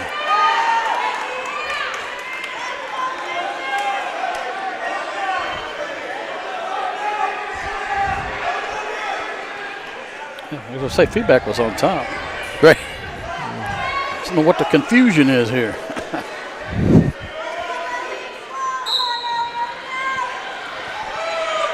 Good arm chop, knee in the butt. Got her belly on the mat. Now you need to work something to get some back points here. Stay back, stay back. Good job. She reached through the crotch and got that wrist. That's a really good way to take somebody back down to the mat. So feedback was just awarded a point, I assume a stall? Yeah. Okay. Really? Yeah, she had already warned her for stalling. And they put it up there incorrectly now. Yeah. Okay. Yeah, the official that's doing this match, she does a really good job of encouraging. She does both boys and girls, mostly girls now, but she does a good job of encouraging them to wrestle. Yes. That's good. Yeah, you may see, referees maybe clap. You're like, let's go. Let's go. Yeah. See if feedback can get out from below.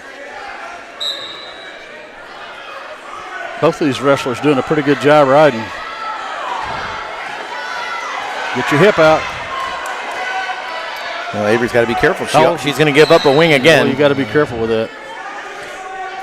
So I like the way that she broke that up because it was potentially dangerous. Right. They're going to put him back to the center of the mat. So we know Baldwin's looking for the wing. Yes. So you know you don't want to get your elbows back there. Oh, well, she just. Oh, man. She's working that hard. Yes, she is. That must be her signature move. Seems like she's not letting go. It probably works on a lot of girls. Yeah. Pippin's a strong kid.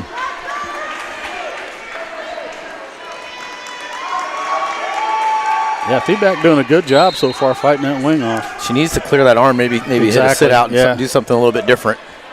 Yeah, throw that arm in the air and get to just like that. Ah, good job. That's the textbook. There we go.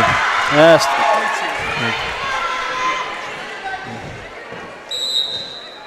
off the mat. I like that call.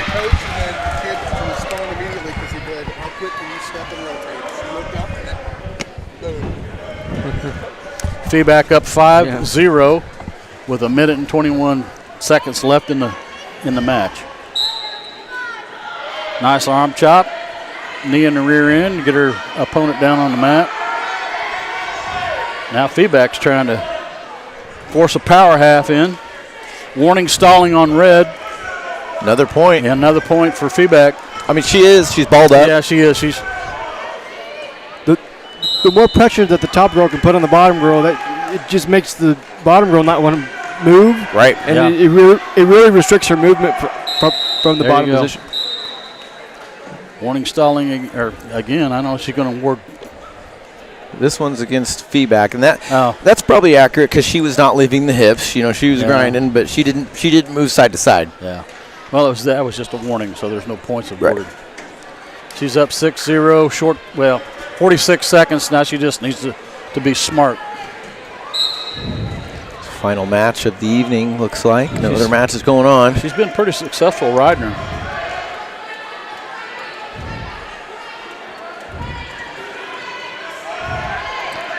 Yeah, probably bottom wrestler stalling. She is, and Avery probably needs to hop out to the side briefly, keep some chest pressure down. Yeah. That clamping up right there is why they're calling stalling on the bottom wrestler. Yeah. She just pinches her elbows. You're supposed to keep your elbows in, but you can't. Yeah, you can't do that. You can't ball up. Is this the last match? It is. Wow.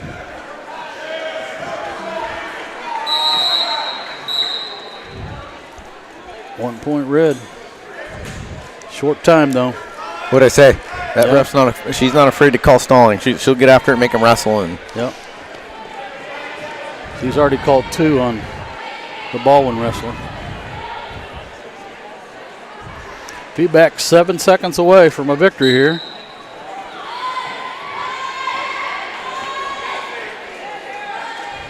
And there you have it. And Avery Feedback with the victory over Pittman from Baldwin, the number 3 ranked wrestler in Class 4A.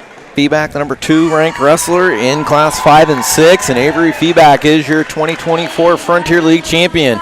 And we're going to go to our awards ceremony, and we're also going to be awarding the team scores, which Spring Hill has more than clinched the team title for the Frontier League in 2024. They're gathering over. We're not going to be able to show the podium, I don't believe. It's over here. We have a good camera angle for that. I'll leave that to Dennis because I'm going to go be a dad and take a picture. Yeah, there you go. Do what you got to do, bub. For sure. Absolutely. I kind of checked out. What happened? Well, it's over. Okay. Now we're just waiting for the award ceremony. I'm not sure. They'll probably do the team award first, and then do the individual awards. All right, we'll take a quick break. We'll come back. We'll have our trophy presentations and activities here from the 2024 Frontier League Girls Wrestling Tournament. Make sure you put it on your calendar for a week from today. We'll be right back here for the Frontier League Boys Wrestling Championship. Plenty of wrestling coming your way on Varsity Sports Live across our network. Keep up to date with everything we got going on at varsitysportslive.com. Trophy presentations, medal awards coming up next on the Shoemaker Collision and Paint Center postgame show on Spring Hill Sports Live.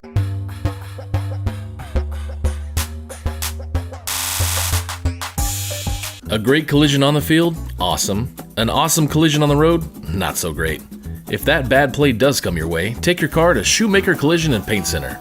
As Kansas City's premier auto collision repair center, they work on all makes and models, even RV, marine, aviation, motorcycles, and more. Shoemaker Collision offers free estimates and loaners, plus they will work with all insurance companies. Get your ride back in the game. Learn more at shoemakercollision.com or call 913-592-0095. Hey folks, save $1,000 on your interior painting project this winter. Hire Absolute Painting during November through February and qualify for 10% off your project, a free paint upgrade, and a free color consultation to make sure you choose the perfect colors to transform your home. This amazing offer only lasts until our winter calendar is booked and spots are filling up fast. Call now and save $1,000 on your interior project. No money down, affordable monthly payment options are available. This offer won't last long, so call now to save $1,000 on your interior project with Absolute Painting, where quality is absolute. Hi, I'm Katie Casey, and I'm honored to be a third-generation realtor in our Crown Realty family. My dad and grandparents started Crown Realty in 1973, and since then we have grown to become one of the largest brokerages in the Midwest. We now have 8 office locations and over 150 agents covering about 20 counties across Kansas and Missouri. Reach out to us today to experience the Crown Realty difference, where we are committed to treating our agents like family and our clients like royalty.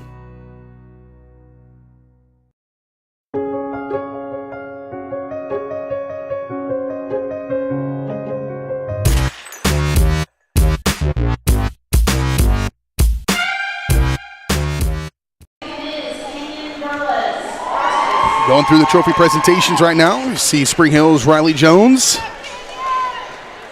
finishing second place in Frontier League Girls Wrestling in her first year. She's always has a smile on her face. You got to love that. Yep. And then a winner in that one from Baldwin.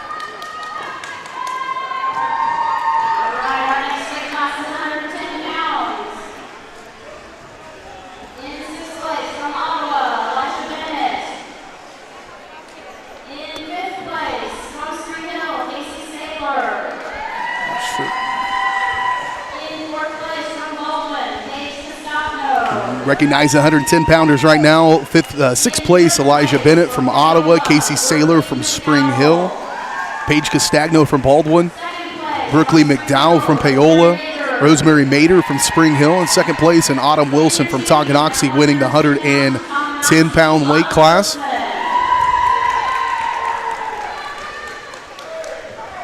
You can see that there's not like team dominance necessarily. No. Everybody's got a kid in one or two weight classes that can compete at a pretty high level, and it's making it fairly competitive here today. Certainly. Spring Hill, I believe the way they won the tournament is they had a lot of wrestlers here. Yeah. They had like 30 wrestlers. So. Yeah. Similar on teams, individual team sports like track and field. Yes. If you can get a lot of people into the event, then you're going to have a good chance.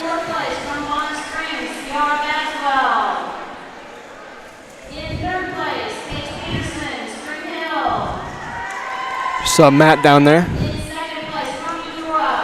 Cheering on Riley. I don't see anywhere where I can see a final team total, but there it is. Spring Hill, yeah. Team totals. So they're going through these. Spring Hill wins it overall 207. Tonganoxie in second, 148. Paola third, 131 points. And then Baldwin fourth at 106 points. And so the top four in the Frontier League from a team standpoint, Spring Hill first, Tonganoxie second, Paola third, Baldwin fourth. Going through trophy presentations, medal awards here. That at 115 pounds, recognize those athletes.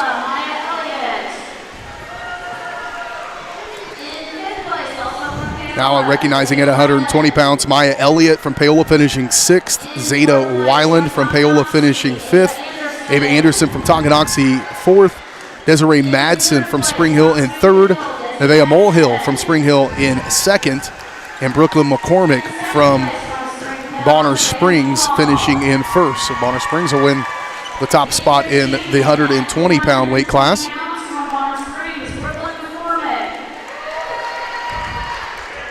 I'm basically just repeating what everything she says, so I'm just going to let her say it. Yeah, I was going to say, just turn on the camera or the crowd mic.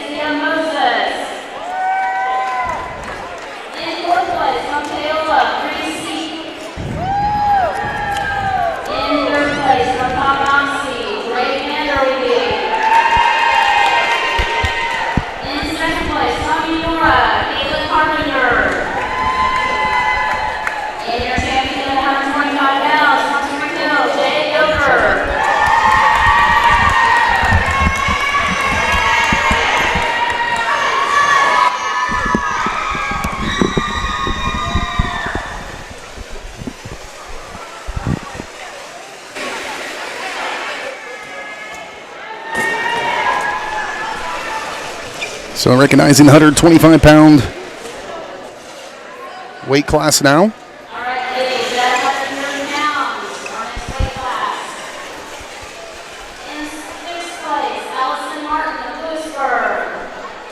130 pounds, they will go through Allison Martin of Lewisburg, Kendall Anderson of Spring Hill, Layla Anthony of Paola, Finley Keller of Tonganoxie finishing in third, Harper Andrews in second, and Grace Oppo of Spring Hill finishing in first place, and she made pretty quick work of her event here today. Yeah, no question. I think she pinned all the way through.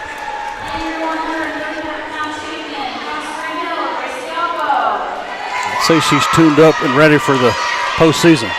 And that's right around the corner. Yeah. Spring Hill travels up to, I believe, Olathe North for their regional, or Olathe Northwest. Matt, if Matt were here, he would know. Yeah, Matt would know. Next up, we'll just roll right on through these final results here real quick. Got 135 pounds. They'll recognize the final on that one. Morgan Dials finishing 6th. Sydney Shepard from Tonganoxie in 5th. Emma Alcott from Spring Hill in 4th. Elle Ruffin from Spring Hill in 3rd.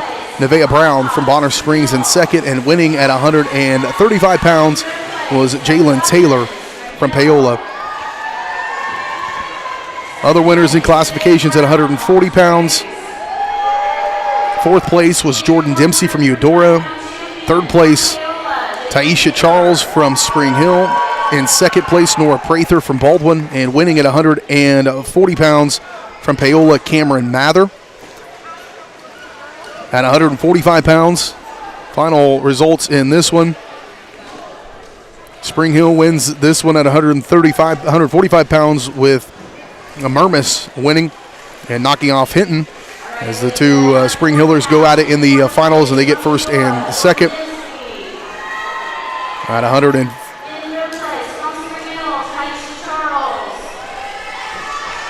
445 pounds, 150 pound weight, 55 pound weight class rather.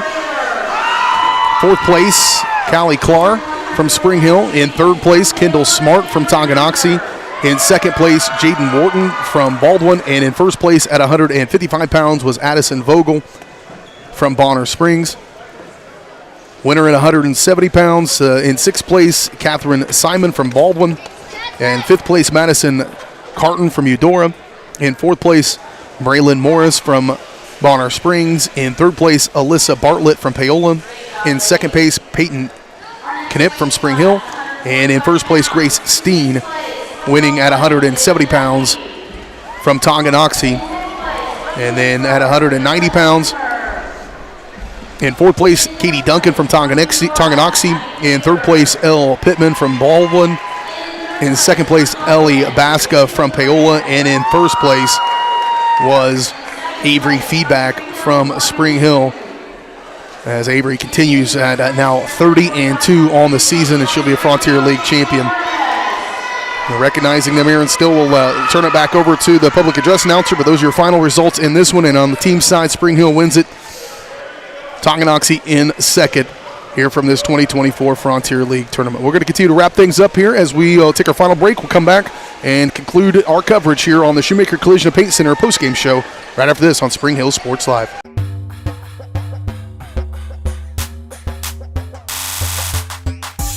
A great collision on the field? Awesome. An awesome collision on the road? Not so great. If that bad play does come your way, take your car to Shoemaker Collision and Paint Center. As Kansas City's premier auto collision repair center, they work on all makes and models, even RV, marine, aviation, motorcycles, and more. Shoemaker Collision offers free estimates and loaners, plus they will work with all insurance companies. Get your ride back in the game. Learn more at shoemakercollision.com or call 913-592-0095. Are you looking for a trusted heating and air conditioning contractor? Look no further than Comfort Designs. Comfort Designs Heating and Air has 100% NATE certified technicians who are friendly, knowledgeable, and ready to help. They'll care for your home and complete the job with speed and precision. Locally owned and operated for more than 20 years, Comfort Designs Heating and Air Conditioning. See all they have to offer at comfortdesigns.net or schedule your appointment at 913-592-4453.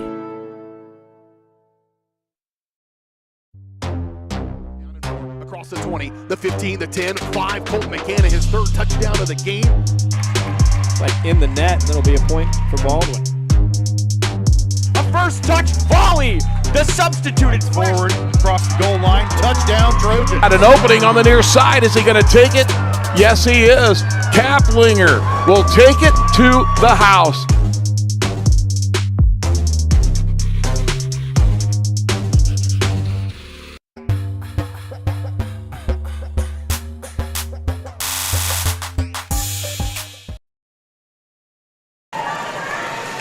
starting to tear everything down here. The mats are disappearing. Right here, this guy's fine.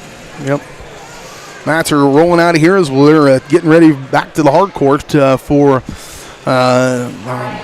the other use of gymnasiums. Wrestlers tell us it's only for wrestling, but the other use is for basketball, so they're getting it ready for that. Frontier League Spring Hill girls going to win the Frontier League Wrestling Championship here today, overwhelming the competition, and they're continuing to recognize the medal winners here inside the gymnasium. This will be the one Avery Feedback wins the final match of this tournament in fine fashion, a close one, but one that she got the win.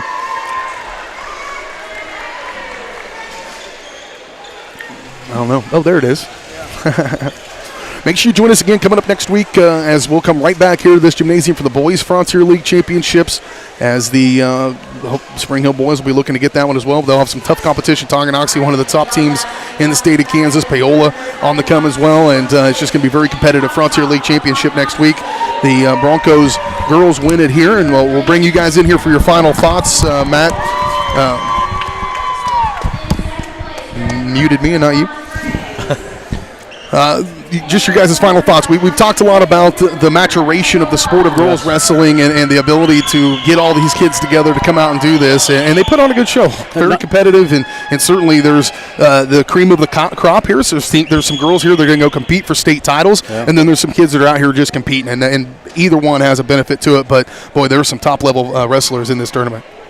Absolutely. Like we said, there's 2 programs in Class 4 through 1A that are ranked, Tonganoxie and Paola, so they're looking to make some noise in the next 2 weeks at regionals and state. And Spring Hill is too. Frontier League champions this year, and they're by far the biggest school, but they're going to find out next week when they have a brutal regional 5 and 6A schools combined, and they're going to be in the gauntlet next week. But this is, you see where you stand this week. A lot of girls out there, Riley included, got some confidence today, and that's the case for a lot of girls here, and that's why this tournament exists. That's why we have it. And right now it looks like the girls over there are celebrating their league title, and several champions, runner-ups, 3rds, 4ths, 5ths, and 6th places. And Dennis, you're on a regular basis covering the Tonganoxie Chieftains, and that's a team that he mentioned one of the top ranks as the boys come in here next week, and that's a cultural thing. I mean, it's a big deal around Tonganoxie. Yeah, it goes clear back to when I was wrestling. I wrestled our league tournament at Tonganoxie at the old gym. Wow. So, it's a culture, and they're coming off a state championship. Right. They had two-time state champions last year, and they still have a strong program this year. They've got some ranked wrestlers, and they're going to make some noise. Oh, yeah, they're ranked in the top 10, and Paola's ranked in the top 10. So you're going to see some good wrestling next Wednesday. Yeah, that 4A tournament's going to be tough. Yes, it is. Well, we'll be here to do it for you next week when the Broncos host the Boys Frontier League Championship. Be sure to keep up to date with everything we've got going on around the area. We've got other regionals in Southeast Kansas coming up in a couple of weeks as well. So if you just like high school wrestling, this is I can't believe there's a better place to find it than VarsitySportsLive.com. That's going to do it for us tonight. Congratulations to the Spring Hill ladies as they are 2024 Frontier League champions in girls wrestling. And for Caden Carbajo, Matt Jones, Dennis Drennan, I'm BJ Harris saying so long from Spring Hill High School. You've been watching high school wrestling on your home for Spring Hill High School Athletics, Spring Hill Sports.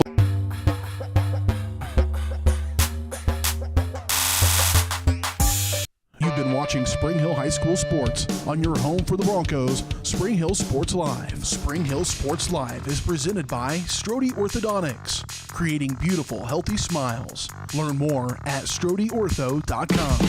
Also by